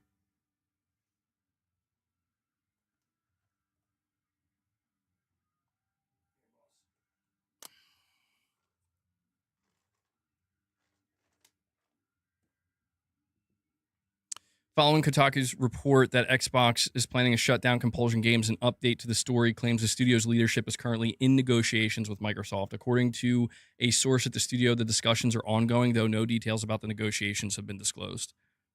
I mean, it sounds to me like if there's negotiations happening, it's definitely not about keeping the studio as part of Xbox. The negotiations are more likely to do with letting them go free, letting them go back to being independent, letting them be sold off potentially. Something along these lines. Top Shelf Gaming says, is it bad that Xbox fans want Xbox back? I play on both consoles and PC. Why do the media hate Xbox so much? How is it Xbox back bad for PlayStation? It's because it's not about Xbox being better. And I say that because, not because I don't want them to get better, or that it's a problem others want them to get better.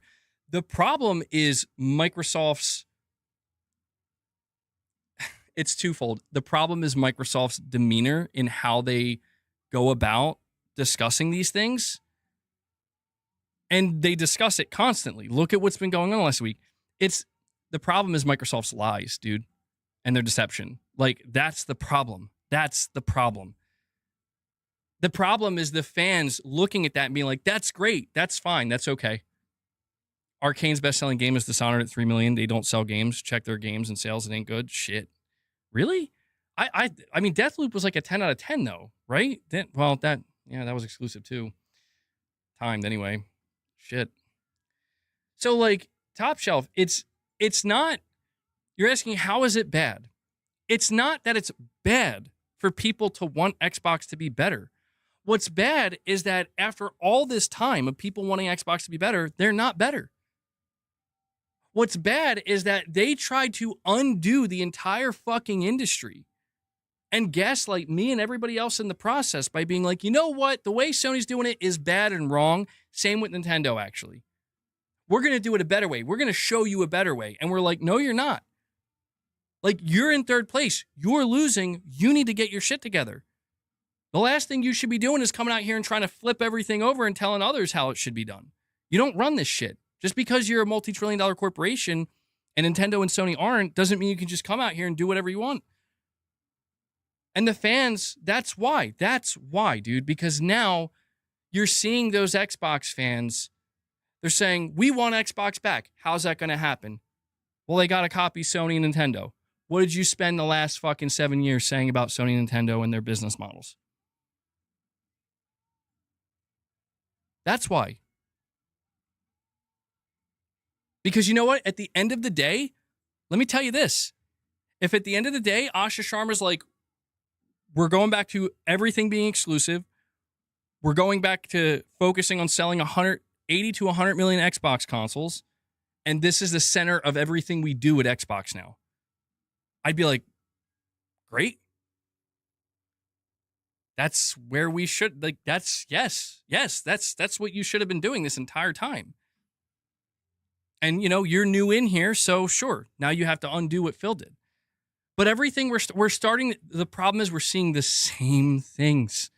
The same fucking things, dude. Where it's like, okay, we made Gears of War E-Day exclusive and even Clockwork Revolution. But then when they're asked directly, so what does this mean? Are you guys going back to exclusives? You're like, well, we don't know just yet. It's like, okay, like we're reliving the Xbox podcast of 2024 when Phil Spencer said it's just 4 games, but in reverse. It's like, I can't sit here and pretend that any of this is like just totally cool and okay, when in reality, it's like they have fucked this industry. in a way that's like, I don't think they've also fucked themselves in the process. But it's like to see them trying to, like, they just tied themselves up and then they tied all these other things up around them. And now they're trying to undo it in front of everybody while being like, no, but this is fine. It's literally the equivalent of that, you know, the dog sitting in the room that's burning being like, this is fine. And that's what's bad. That's what's frustrating. You know what Xbox players should be saying right now? Truthfully, what they should be saying is, I don't know. Gears looks good. Cool. Okay, you're making exclusive. Okay. Helix, I don't know. Everything you're saying, Asha, I'm not so sure about that.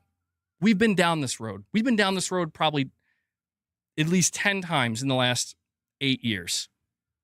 And they won't do it. They're completely satisfied that, but it's not Phil Spencer. Asha can say the same things. She could just word it slightly differently. She could do the same things. Matt Booty can still be there saying the same things somehow. Aaron Greenberg can still be there saying the same thing somehow. And these guys are going to be out here and be like, it's all great now. It's better now. We're happy now. And it's like, okay. Nothing's actually changed. But sure. NP, you're saying it's not the media that hates Xbox. They've been shooting themselves in the foot since Adam Orth deal with it.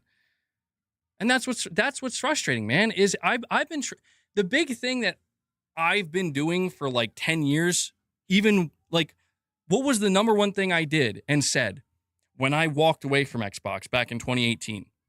The number one thing I said to them was like, you guys are not able to compete with Sony. That's the number one thing I said. I said, you're not able to compete.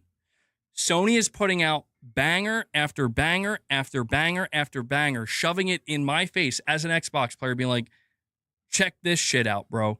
And I have the fans who have been playing it telling me, look, man, you're kind of missing out over here. You know, you should come check this out. For real. Like, there's a reason why this console's selling so well and so many people are talking about these games. And that's the thing, is once I moved over to PlayStation, I realized, like, oh my God, it's so much worse than I could have imagined.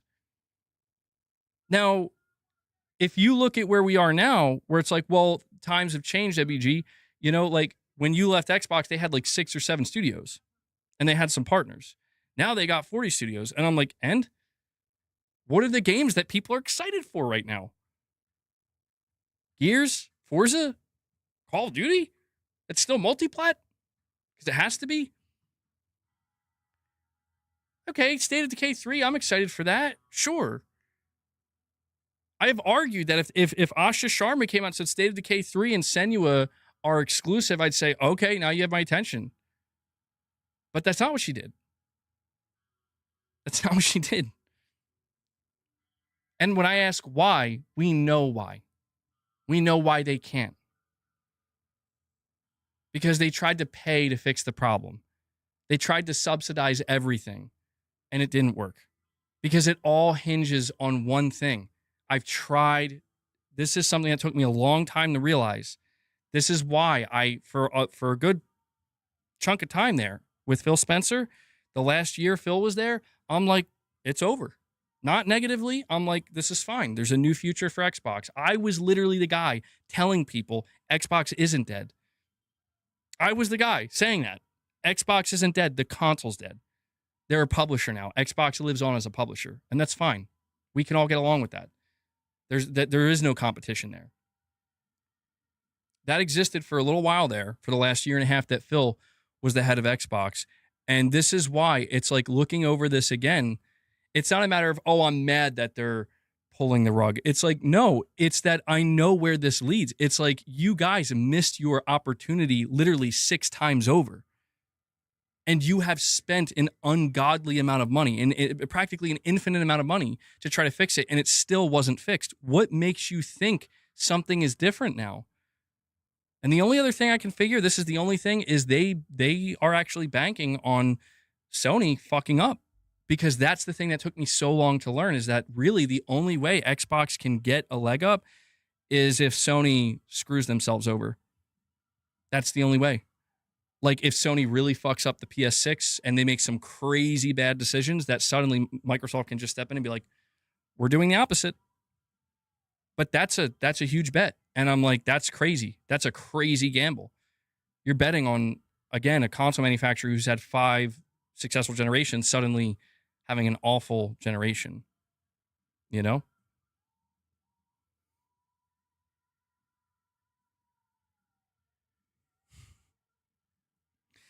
Oh, I do play on Xbox. No, you're asking me why I care so much?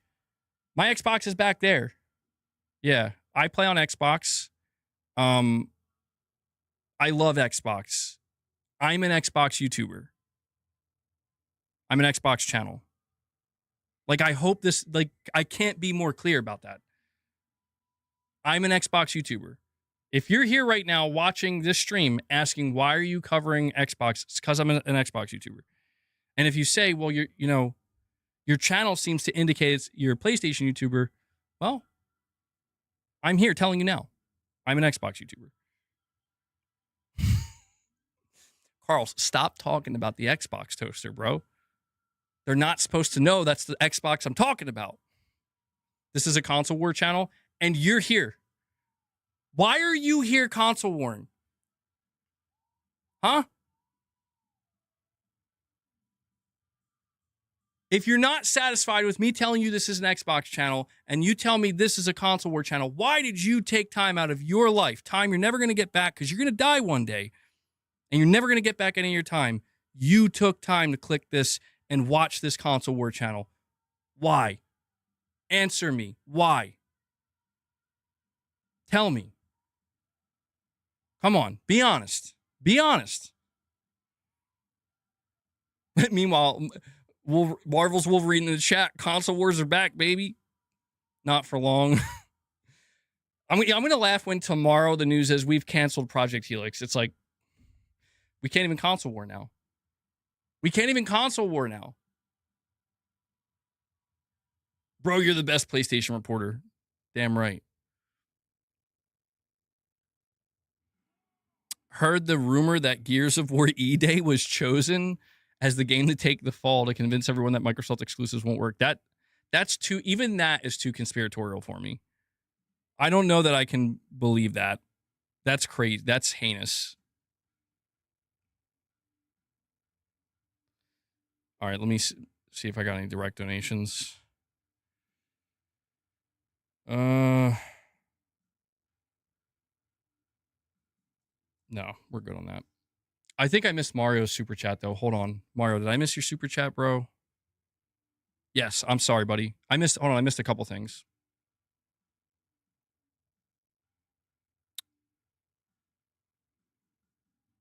Oh, really quick. Hold on.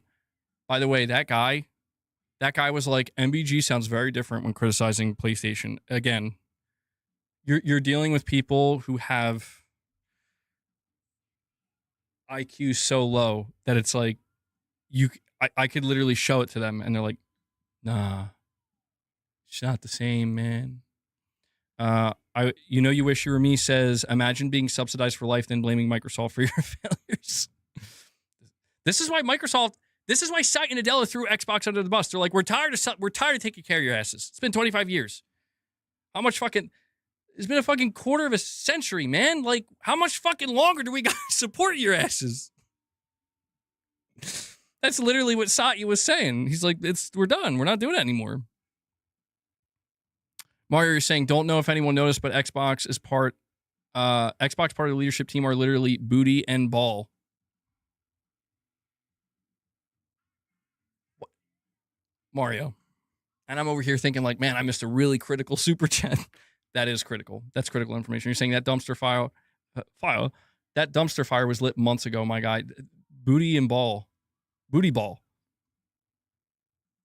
We got Booty Ball coming out fucking saying we're not actually putting ads in our games and we love Compulsion and we're so glad they won awards, but we got to shut them down. Jeez, man.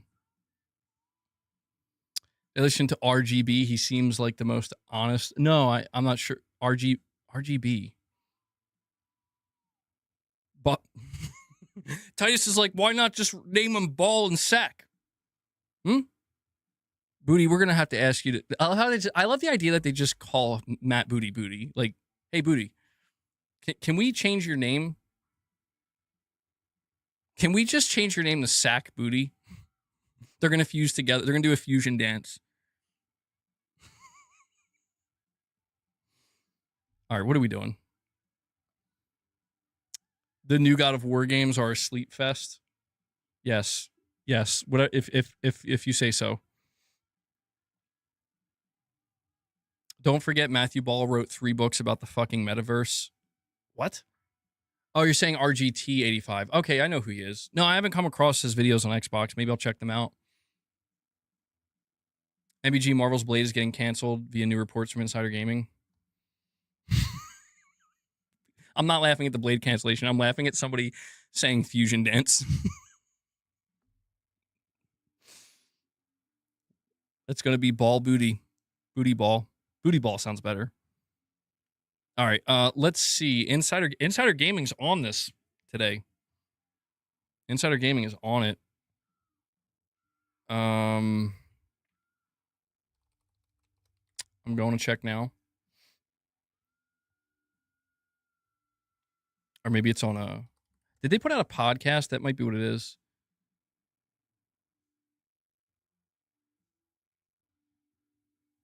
So, hold on. Where are you guys seeing this? Because I'm not seeing it anywhere. There's been some confusion about Blade going around.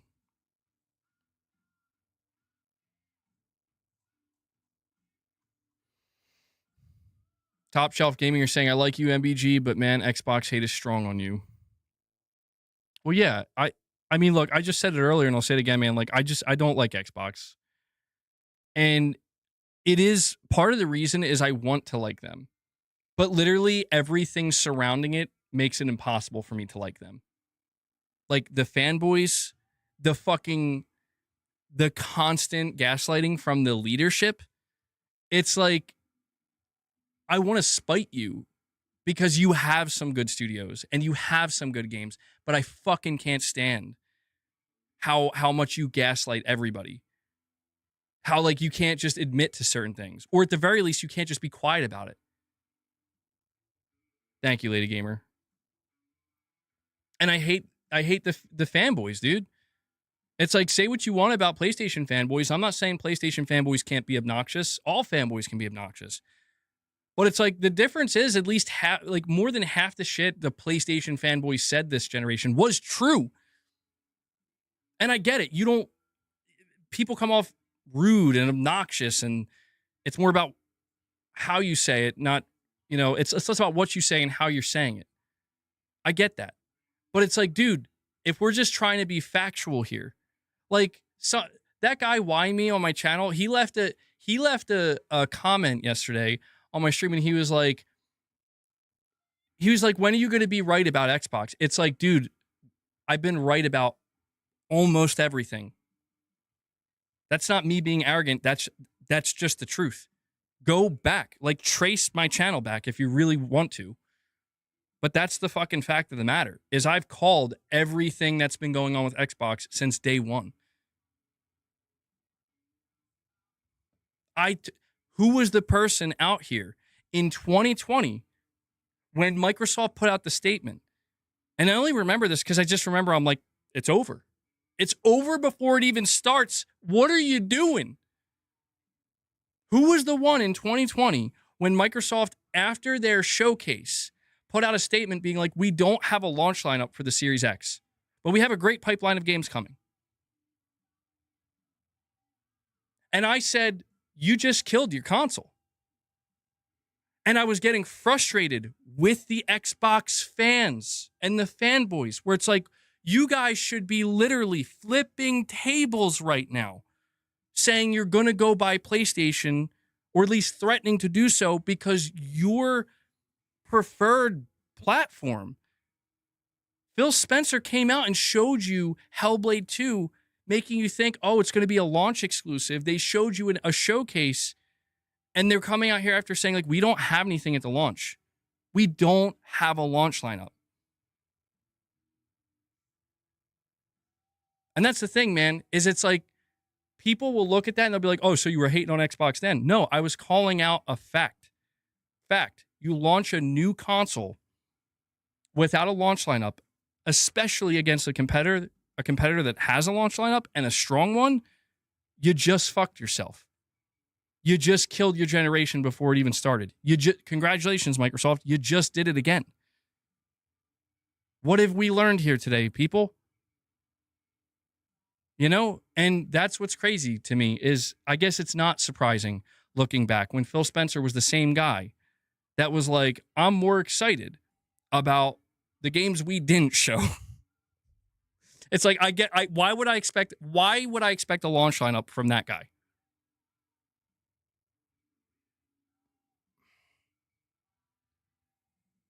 Because I never said Xbox was going to die. That's why.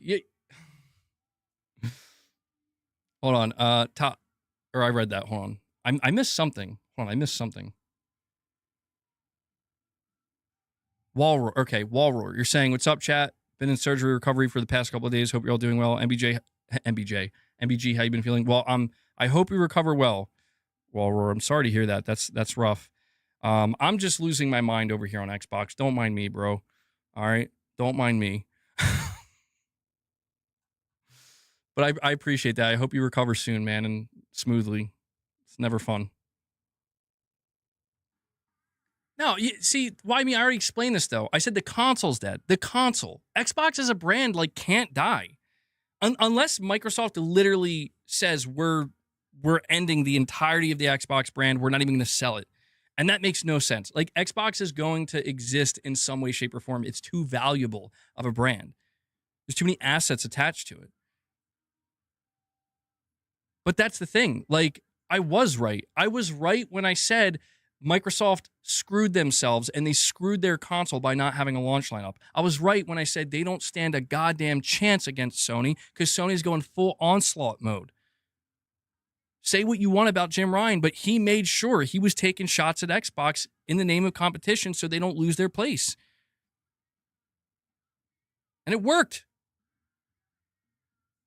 You know, I mean, I get where, like, Phil was coming from, where he's like, I'm going to show off the Series X with Hellblade 2, and that trailer was fire, and it was really exciting. And I'm like, this is great. But it's like, he kind of conveniently left out the fact that this game's 4 years away. And we don't really have anything to show you that's ready to go now. And I'm like, no way. What do you mean? You're not ready to launch this console. You can't put this up against PlayStation. You're going to get wrecked. That's not console warring. That's me acknowledging a real competition that's existing in a market space and acknowledging that the competition is going to get decimated because they're not equipped. They're not prepared. How can this be after an entire generation of the Xbox One of not being prepared? And when we look at the difference now, it's like, well, again, look at where we are now. And it's like, okay, but still, did they fix the management issues? Oh, maybe they did. They fixed some of them. Okay. Well, how is the exclusive pipeline looking? We just came off an Xbox showcase where literally like 7 out of the 9 games shown or something like that are coming to PS5. I'm like, so let me get this straight. You finally may have a lineup. You could potentially have a lineup ready to go for your next gen console. But now you have to undo it. They should have just stayed in that lane. That's all I'm trying to say. They should have stayed in that lane, man. Mario, you're saying LMAO with the Satya podcast because it's one of the reasons Xbox financials tanked is because of price hikes directly linked to Microsoft's investment in data centers. Yeah, and that's the reality too, is like, it is such a strange dichotomy to see, and it almost does look kind of hypocritical, where they're like, oh no, we're losing hundreds of dollars, you know, on every series console manufactured and sold because of the RAM crisis. And it's like, meanwhile, Microsoft is partly responsible for that RAM crisis because, yes, they're trying to compete with these big AI companies because there's this crazy race to it's an arms race basically with the AI companies, where who's gonna come out on top, and they're just throwing everything at it, and they don't care about the consequences, even to their own company and their own different divisions. Very strange. Glassdoor Gamer is saying, why support Xbox for competition? This is a company with a long history of anti-consumer and anti-competitive behavior. Imagine them at number one. Well, see, that's the thing, dude. Is it's because it's like, okay, like, have you learned how to actually be competent in this space? The reason why I've always pushed for competition is because it can only make these companies better. I mean, there's always that chance, like, what if they kill him? And it's, if he dies, he dies, right? Like, but it's like, come on, man. Like, how incompetent would you have to be to not stand a chance? And then, like, in comes Microsoft. I'm like, well, people are out here being like, man, I don't know about Sony. Because, like, what you just said, Glassdoor Gamer, about Xbox being number one. Oh, no, forget about the fact, by the way, that they've had a history, Microsoft, that is, of being anti-consumer and anti-competitive. Forget about that. People were trying to point this out, by the way, during the ABK acquisition. We were trying to point out, like, dude, this is the same company that basically got sued for trying to create a monopoly. And you get these people like, well, come on, worry about Sony becoming a monopoly. It's like, okay, fair enough. But the truth is the truth. And that's the thing. When we talk about Sony potentially being put in that position, I tried to explain to people that the reason why it's hard to take Helix even remotely seriously is because Sony's biggest competition is themselves. Sony's biggest problem is the PS5, man. If they can't figure out how to move people from the PS, they're not trying to move people from Xbox to PlayStation. They've already done that. Now they have to figure out how to move people from the PS5 to the PS6. Glassdoor Gamer is saying they had one good gen, the 360, and tried to spy on people. Dude, I remember Microsoft got so cooked for the Kinect. I always bring this up. I'll talk more about that in a second because I'm still waiting to see if that comes out and gets confirmed. I always bring this up because it's true that, like, dude, if you want to know what kind of company Microsoft is, okay, all you have to do is go search Xbox One 200 million sold. And you'll see that their original ambition with the Xbox One was to sell 200 million units. And they were so clueless that they thought that based on the plan that they had in place for the Xbox One.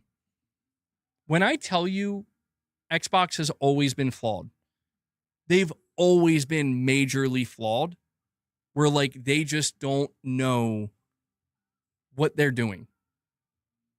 They missed the biggest thing.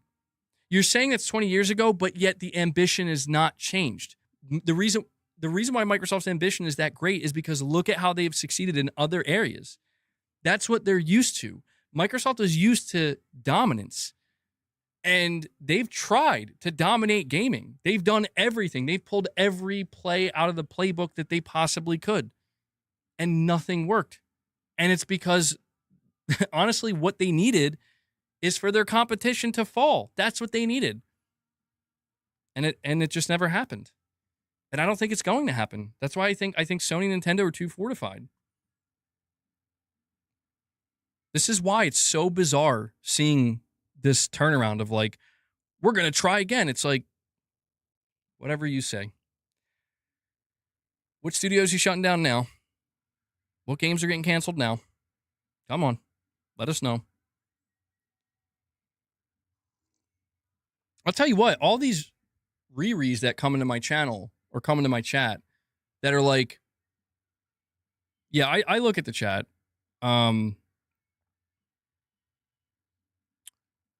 Although, hold on, Titus, you were telling me to look at the direct donation, right? There's nothing in there right now.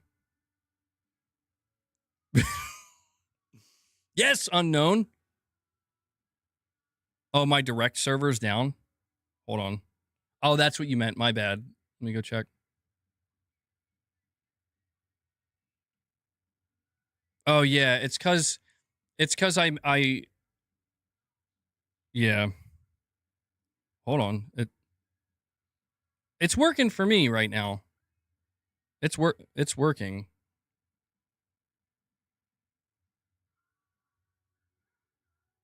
Yeah, you guys have to let me know if it's working for you or not. I just checked it out. It seems to be okay. Let me get rid of some of this stuff.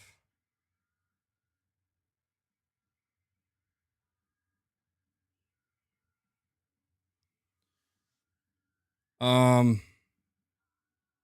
yeah, I don't know if it's like a region based thing right now or what. Saying Microsoft had no business being in gaming. They were hostile and specifically started off trying to put PlayStation out of business. They had a handful of originals that they ran into the ground. All right, it's back now, Titus. All right, I appreciate that. Yeah, I appreciate you letting me know because definitely would have had to do something if it was completely down. Well, I have something else here. Mike Strahl says two of the studios that I've been told, including getting messages from employees at the locations who are, quote, scared, are Compulsion and Arcane. Despite public messaging, many within the studios have expressed real worry and have overheard conversations about the future of their studios. Some employees who spoke to me are higher up with the studios and have said there's real concern that they're next based on the messaging from the company. That original post was really stupid of me. I apologize. I shouldn't have done that. I should have been, I should be better than to be cryptic with topics like this. Okay. Well, dude, I don't know, man. People are going to have a conniption if Arcane gets shut just because even though they don't have high sellers, they're a respected studio and people don't want to see Blade get canceled. Well, I'll tell you what, you're saying Ninja Theory survives again. It's clear why Ninja Theory survives. Those they fucking hit the ground running, dude. They knew they fucked up. That's so crazy to me about Ninja Theory is they released Hellblade 2 and it was lacking so badly and they're like we have a new game ready to go in 2 years. 3 years. I'm like that's okay. Okay. Like that's yeah, sometimes that's what you got to do to save your studio. It's crazy that it's come to that, but like they're able to tell Microsoft like we have a game ready to go and we think it's going to be better than our last one. And yeah, I think Senua looks good. Senua actually looks like Ninja Theory learned from their mistake that they made with Hellblade 2. Yeah, that's probably why Hellblade 2 took so long. They were learning the technology and they're like a technology powerhouse. So they have a couple of advantages, I think. It would be really depressing to see Ninja Theory get closed, dude. They're a good studio, in my opinion. That's one of the studios that Microsoft picked up that I'm like, damn, that one got away from Sony. Good for Microsoft on that one. But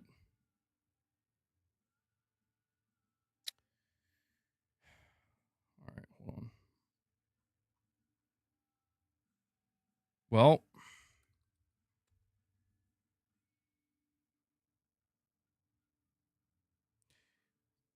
so yeah, Nate the Hate says it's going to be a bloodbath. I wonder when the announcements are going to start dropping, and I wonder when Sony's going to announce their own. Because if Microsoft's having layoffs this big, there's going to be some affecting Sony. I want to know what Sony's going to do with Bungie. All right, so just to recap, guys, just to recap everything today, the head of Xbox Game Studios, Craig Duncan, stepped down, and I think these studios are now reporting to Matt Booty. Compulsion Games is confirmed to be getting shut down. They're currently in negotiations with Microsoft to probably try to go independent or be sold. And now there's rumors that the layoffs are going to be a bloodbath and Arcane might be on the chopping block as well, which would mean Blade would be canceled. You think Bend and 60% of Bungie will be Sony targets? If Sony Bend ends up getting shut down, you will see me crash out on Sony. I'm going to go nuclear on Herman at that point. I mean, it's going to be, I'm going to be going nuclear on Herman and the studio. Part of the reason why I think some of these Sony studios get shut down is because Sony gives them a lot of freedom. And I think some of their studios just like fuck around too much. Like I'm telling you, listen to me, listen. If Ben's studio right now is not making a Days Gone 2, it's going to be hard for me to defend them if they get shut down. It's like, if it's not Siphon Filter, if it's not Days Gone 2, what are you doing? Like honestly, what are you doing? Nate the Hate just reported that the Xbox layoffs will be worse than expected. You can't see anybody buying Compulsion. Well, Compulsion, yeah, I'm not going to sit here and pretend that that's going to be a studio that people are going to mourn deeply.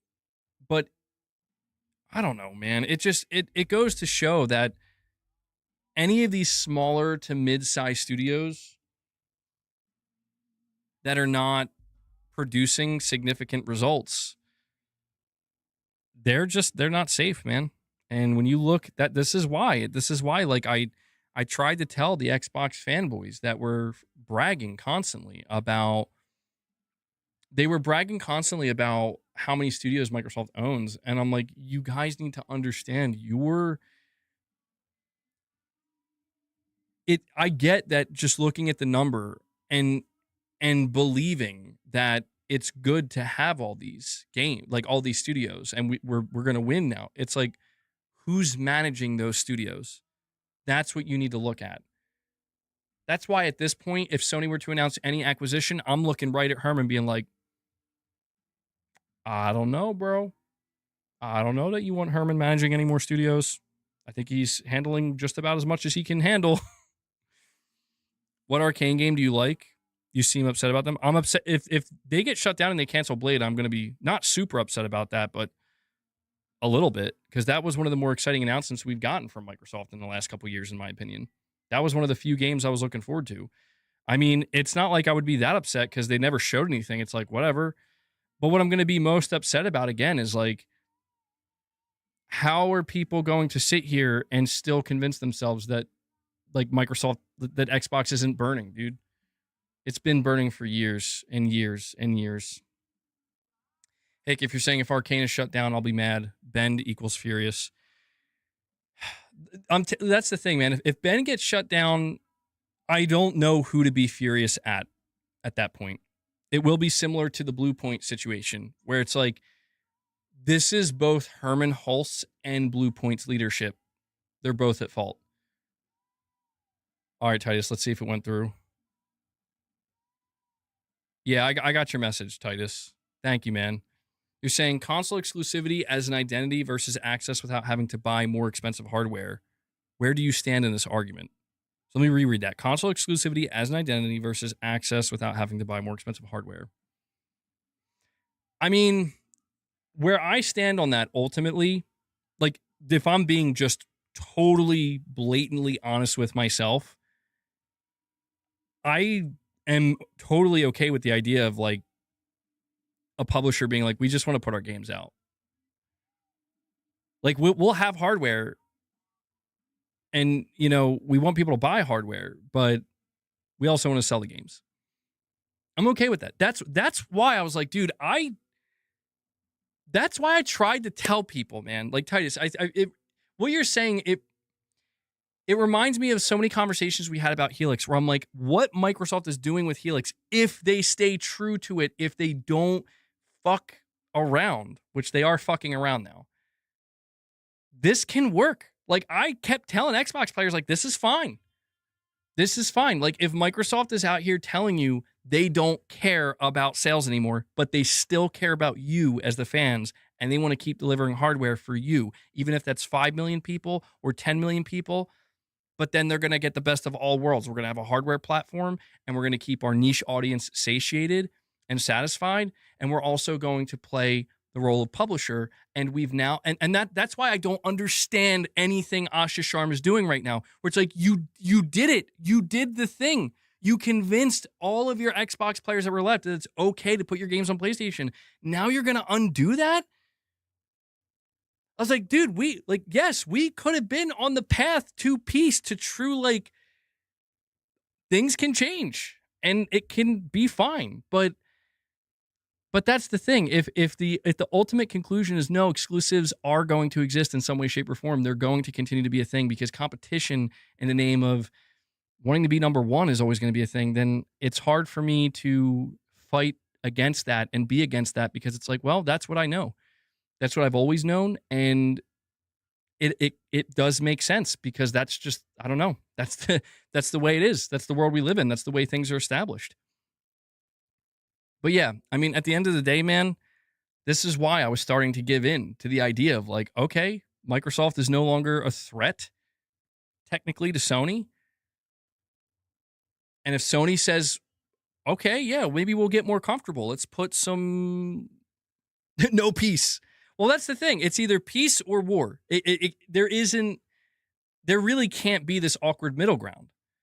And I feel like that's what these companies have tried to do, especially Microsoft. Sony did it too with PC, but it's like, we'll pick and choose. And it's like, you can't expect people to rejoice and be happy. Well, then why am I so mad? Because they're still bullshitting. They're still bullshitting. Why me? Like, that's the problem. They're still bullshitting.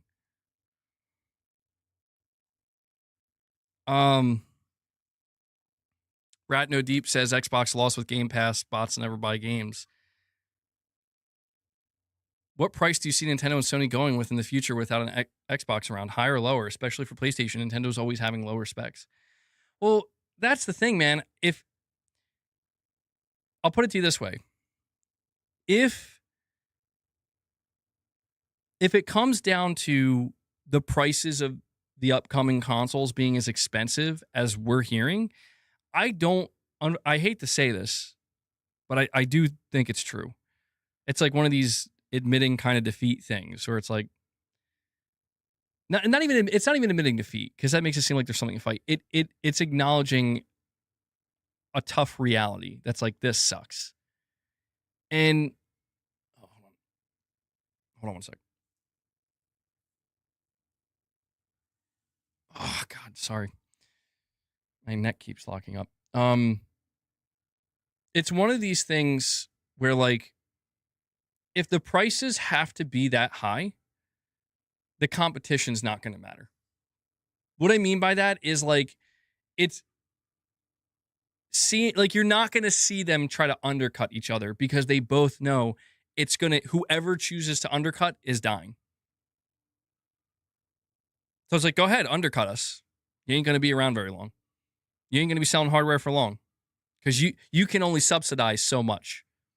You can only lose so much money. And that's what's crazy to me, is like, Microsoft's already signaling that they're apparently losing so much money. All right, Titus, I'll read that in one sec, bud. And I just look at it and I'm like, if we were where we should be, ideally, where it's like the next Xbox is just an Xbox console, the next PlayStation is just a PlayStation console, and it's a matter of one of them's going to come out for $500, the other's going to be $600. The one who finds out that they're getting undercut, maybe they say, okay, let's try to match that $500. That makes more sense, because you're still within a rational place of like, people will buy in mass. The mass market will respond to a $500 console. The mass market will probably not respond to an $800, $900, $1,000 console. So that's where it's like, our console's not $1,000, our console's $900. It's like, yeah, you're undercutting, but like, I don't know that people care. When you're getting into prices that high and levels of investment that high, it's really less about the competition and more about what exactly am I getting here. Because if you're going to drop that money, I mean, let's face it, if you're willing to drop $900 on a console, you're probably willing to drop $1,000 if it comes down to it, if you really decide that's what you want. So I don't know. If you're talking about just PlayStation, Nintendo, I don't know. I mean, Nintendo does have the weaker hardware. I just saw today that Onimusha's locked at 30 frames per second on the Switch 2. So it's like,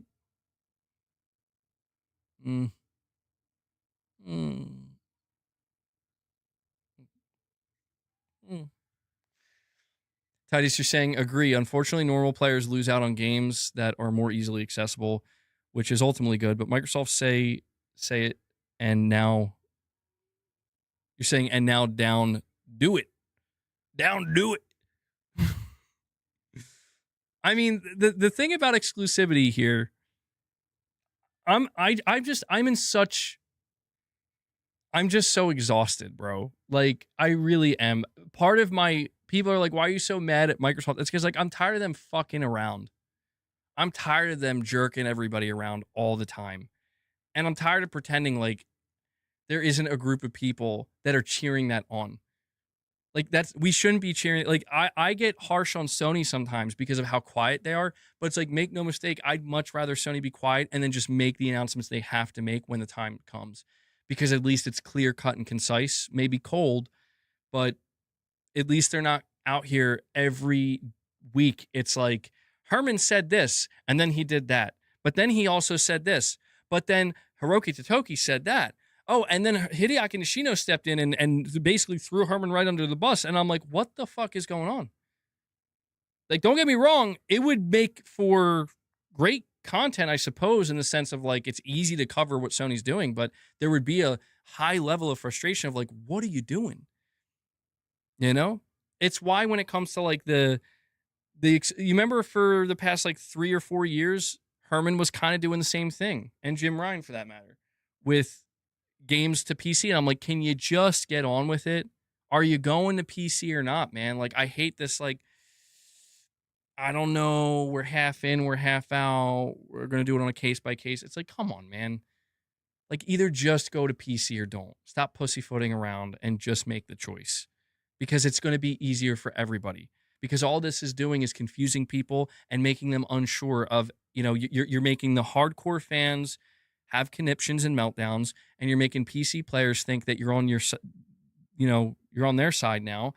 And now look at what happened. Once Sony decided, yeah, we're pulling out of PC, I don't think the meltdown on the PC side was very large, but I definitely for a little bit there saw some PC players being like, well, fuck you, Sony.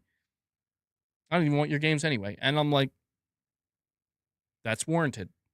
That makes sense. I can understand that.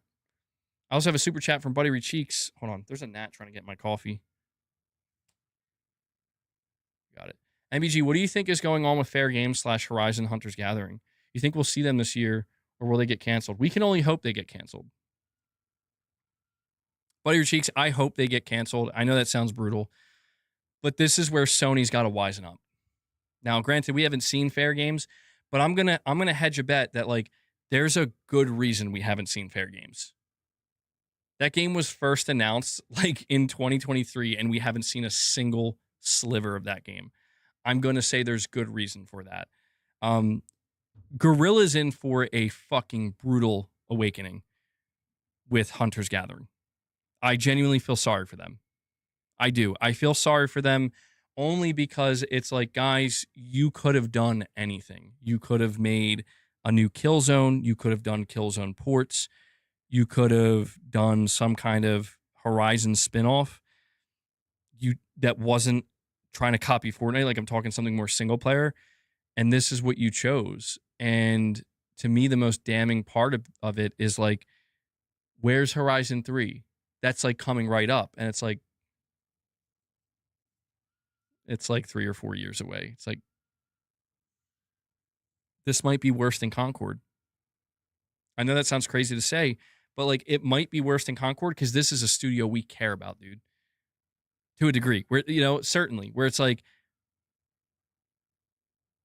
wait, what's happening? I know Horizon's the biggest IP from them, but that's the thing. Like, look at how Horizon got to where it is. Let me ask you this question, and this is the only question that should have been asked by the, in the meeting when they were having meetings about what they should do next. Herman Hulst should have asked them this question, where he was the former head of Guerrilla. Like, when you look at the success of Horizon, what got you that success? Was it multiplayer? Was it super stylized graphics? Or was it single player with mostly photorealistic graphics with slight stylization, but very cutting edge? Open world, single player, RPG mechanics, world building, lore building. This is where it should have been unbelievably clear to them. Like, So whatever you're trying to do with this Horizon Fortnite, you should probably not do that, or at the very least, be prepared. Be prepared. And that's why I'm mostly shocked about the reporting that Horizon 3 is so far off, because I thought the preparation here, the safety net, would have been okay, we're trying something new. We're putting a lot into it. If it fails, we're going to have Horizon 3 ready to go pretty quickly. But then it's just like, no, it's not. So I don't know, man. Well, that's where Sony's going to learn that, yeah, if it's reasonable to think that Sony believes they can sell certain products on the name alone. But that's why when I look at something like God of War Lao Fei, I do think the God of War name will help that game. But the biggest thing that's going to help that game is it's a really well-made, high-quality single-player experience that speaks directly to the people who bought God of War 2018 and God of War Ragnarok, and even the God of War games in the past, perhaps. But for the PlayStation players who have been supporting these big, high-quality, well-made, highly detailed single-player games. Because even if you're not on board with the idea, but it's Kratos' wife and it's not Kratos, there's still this whole side to it where it's like, but it could still be a great single-player experience that I have a good time with. And unfortunately, that can't be said about Horizon Hunter's Gathering, as far as I'm aware. I think they said there's like a story or something, but it's like, come on, dude. You went too far. You took it too far. And Fair Games, no, see, that's not, why do you say that? That's not fair. Guys, stop bringing up Sony. No, now it's okay. Because, see, what Buttery Cheeks? Yeah, what Buttery Cheeks said, that he's not pulling a whataboutism. And you know that. There's a difference between somebody saying, but what about Sony? They suck too. There's a difference between that and asking, like, Sony has a couple of games here that are questionable. What do you think? I'm at a point with Xbox where it's like, dude, I just can't anymore. I cannot do it with them. This is the last time I ever talk about them. This is my last Xbox stream. I'm retiring. I was an Xbox channel for less than 24 hours. I'm going back to PlayStation. I can't do it. I tried.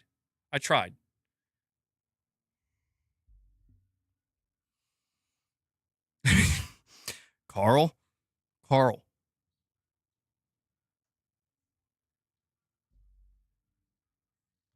Sony should release Horizon Hunter's Gathering on Xbox. That's crazy, cheese. Even Minecraft doesn't want it. I mean, surely these things are going to happen with Hideaki Nishino at the helm. I have to imagine. It's going to take some time. It's not going to be overnight. Did you guys see? I reported this in my video today. Fumito Ueda, he was interviewed and he was talking about Blue Point Games, and he was mourning Blue Point Games, saying he was really sad to see that they were shut down. He even said he would have liked to work with them again and do another remake. And he said he would have liked to do like an Eco remake. And I'm like,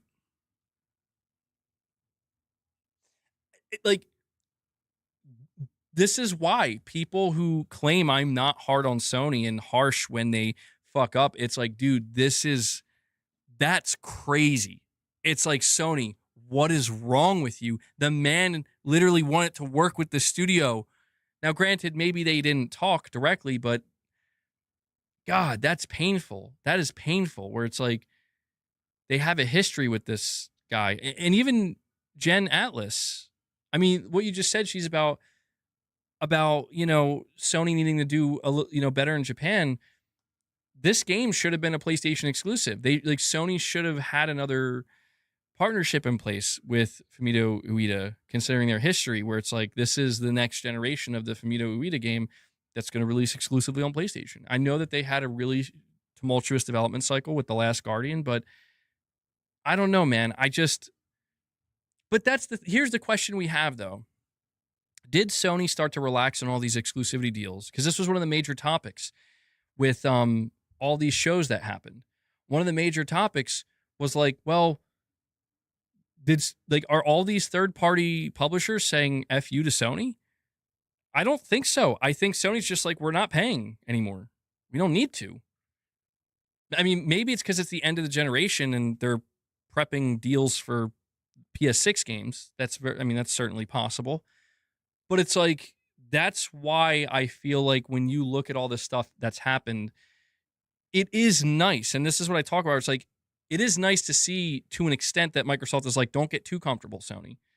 But all the things Microsoft is saying is like, we're not competent enough for this, though. And it's like, okay, I think the other way would have been better.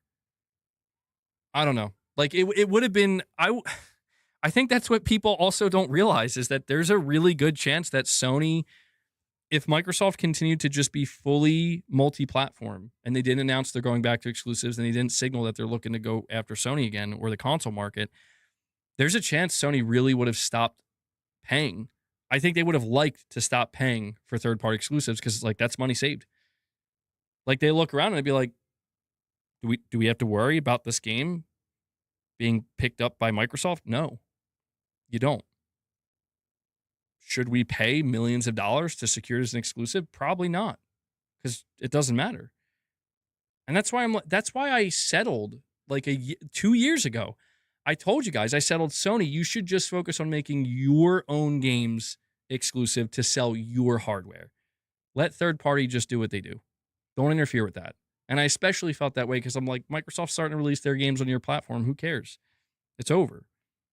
This is why I am kind of frustrated. Like, I'm equally frustrated with the fact that Microsoft is signaling again, and the fans are sucking it up, man. They're licking it up off the floor. Like, why? Why? Like, it's interesting to think that if the Xbox fans that we saw, that for the past 2 years were like, when we all play, we all win, exclusives are bad. It's interesting to think that when Asha Sharma came into the role, if they told her, don't go back to exclusives, don't do it, she probably would have listened. And it's just super interesting to think that, like, I don't know, going into next generation, there would have been potentially a lack of competition, but at least from my perspective, I wouldn't have been worried about that as a PlayStation player, because I don't think Xbox was going to compete competently anyway, but also because Sony, you got to worry about your PS5, bro. PS5's the biggest threat by a mile. Not Microsoft, not Nintendo. The PS5 is. PS5's a thorn in your side. The thing that got you where you are is now a thorn in your side. Figure it out. But, you know, it is what it is. And I just think that, I don't know, I'm done playing Microsoft games. They're like, but not literally their video games. I mean, I'm done with their whole fucking, one day we're this, the next we're that. I'm done with the flip-flopping. I'm done with the constant talking out of both sides of their mouth. I'm done with the fans. Like, the fans are cooked. The fanboys, like the really die-hard Xbox, it's like they're fucking beyond cooked, dude. At least I can say there's still some PlayStation, Sony ponies. There's still some that have sense. Not many, but they still exist, where it's like, we can see some level of reason here. I'll still talk about Xbox. It's because I'm an Xbox channel. Actually, no, I'm not. I retired that today. I'm not an Xbox channel now. Every time I go to talk about Xbox, I'm going to you know what would be so fucking funny? Every time I go to talk about Xbox, I'm going to change my YouTube logo and my banner. And I'm going to add in my description, I cover Xbox. And then when I'm done, I'll go back. See, I can do it too, Microsoft.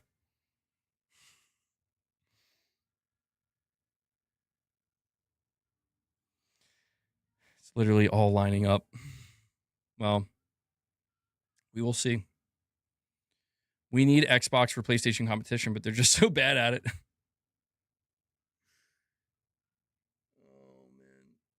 Geez, your last message, you're saying Xbox is perfect for Elon. He has X as a platform to advertise it and could literally send it to space. That's an advertisement even with SpaceX. He has Starlink internet, so free, no paying for online. I mean, I've seen people floating that idea, but I'll stand by what I said yesterday, which is like, the problem with Elon Musk acquiring Xbox is the fact that Elon Musk fully believes in AI games. like, I'm not saying AI games couldn't work. They probably could, but it's like, I think he would actually tank Xbox faster than anybody else. Not maybe it wouldn't matter because he has an infinite amount of money, but I think he would tank it faster because he'd be like, all right, we're like just making AI games now. Like that's our number one thing. We're just making, you know, you got to get a chiropractor for that neck. I'm thinking about it. People keep recommending it. I'm nervous about chiropractors. I'm afraid I'm going to like get paralyzed. But yeah, it's not going away, dude. It's real bad. It's real bad. Like I'm going to have to end the stream soon because the pain's ramping up.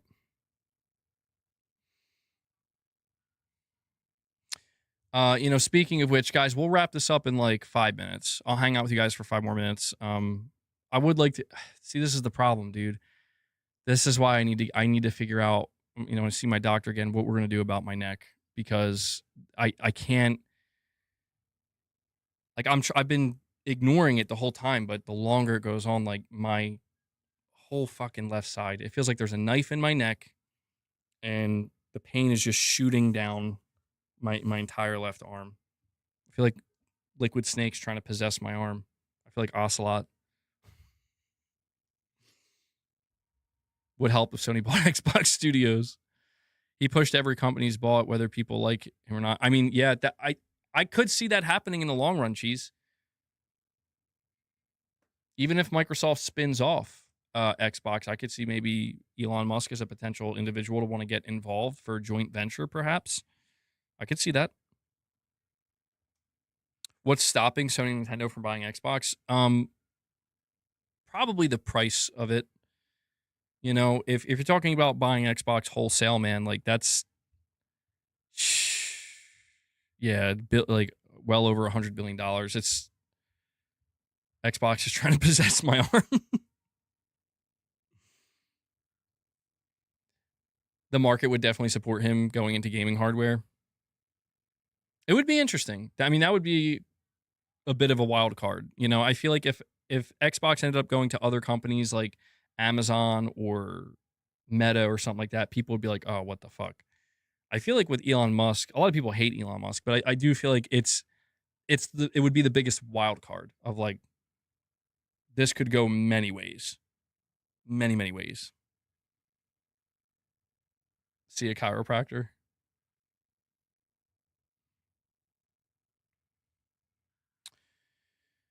All right, well, let me just go double check and see if there's any other breaking news that came out. If not, I think we're going to wrap it up today. Head of market analysis at Alinea Analytics, day one tentpole launches on Game Pass not really sustainable, and pulling Call of Duty was the first move. It won't be the last. But who said that? I don't run an analytics firm, but who said that?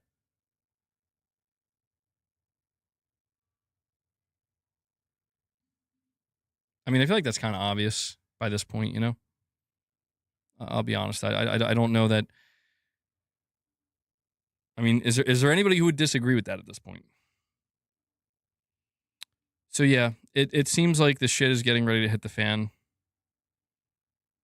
I think I'll cook up a new banner and logo, and when I go to talk about Xbox, I'll make everything green and with like Xbox characters or something.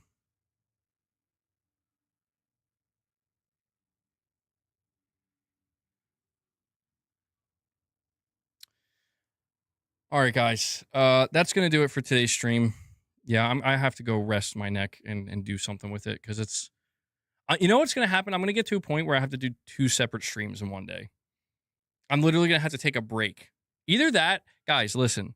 Either that, I've thought about this because the only time I get pain relief, until I figure out how to fix this, the only time I get pain relief is if I lay down, like completely lay down, like on my bed. I'm gonna have to bring a mattress, like a bed down here. And whoa, calm down, chat. And when I can't like take the pain anymore, Garrett's just like drugs. That's another alternative, but I can't do that. Like I have medications I could take. I don't like to take them. I don't like taking them in general, but I definitely don't want to take them when I'm going live because God knows what that would be like. Stream from my bed. Well, I was gonna say, like, listen, when I have to, yeah, the camera's gonna be from the ceiling. I'm gonna be laying completely flat, and I'll be like, "Fucking Xbox, bro." Like at that point, you can't even hate on me. I'm just a meme. I become the meme at that point. That's my final form. Everybody thought me being on the sofa was my final form. Nah, bro. No, Garrett, don't do it. Don't do it. Michi ranting flat on his back, looking up at the ceiling. Oh man, that would be wild. That would be very scary. Now, obviously, I can't do something like that, but I was genuinely thinking, like, if I had to stream laying down flat, I would not be on camera, but I would just have the microphone above me or something, and I would just be talking to you guys. You wouldn't see me, but it's like, yeah, I'm just laying in bed. I can't move. I laugh, but man, this sucks. Hopefully, it doesn't come to that. All right, guys, that's gonna wrap it up for today's stream. I appreciate everybody tuning in. It's a crazy one, but we were supposed to talk about upcoming PS5 games today, man. But then Microsoft had to come out and be like, "Well, we got a bunch of stupid news, so take that." I was like, "Okay," but yeah, appreciate everybody tuning in. Yeah, that would be crazy, Leo. Thank you for all the support. Make sure you hit that like button. I do want to yeah, it is priority. It is priority number one. It's how it's got to be, man. It's how it's got to be. Guys, hit that like button on your way out. I want to make sure to give a shout out to Devil Shooter. Devil Shooter does the timestamps for the streams. If you see him in the comments, show him some love, give him some thanks. I know he appreciates it. And thank you to everybody who dropped any support, super chats, direct donations, memberships. Really appreciate it. We're fan funded. I can only do what I do here because you guys make it possible. So thank you all so much for that. And with that being said, guys, enjoy the rest of your day, evening, or night. I will catch you all in the next one. Until then, take care, everyone. If I could end it.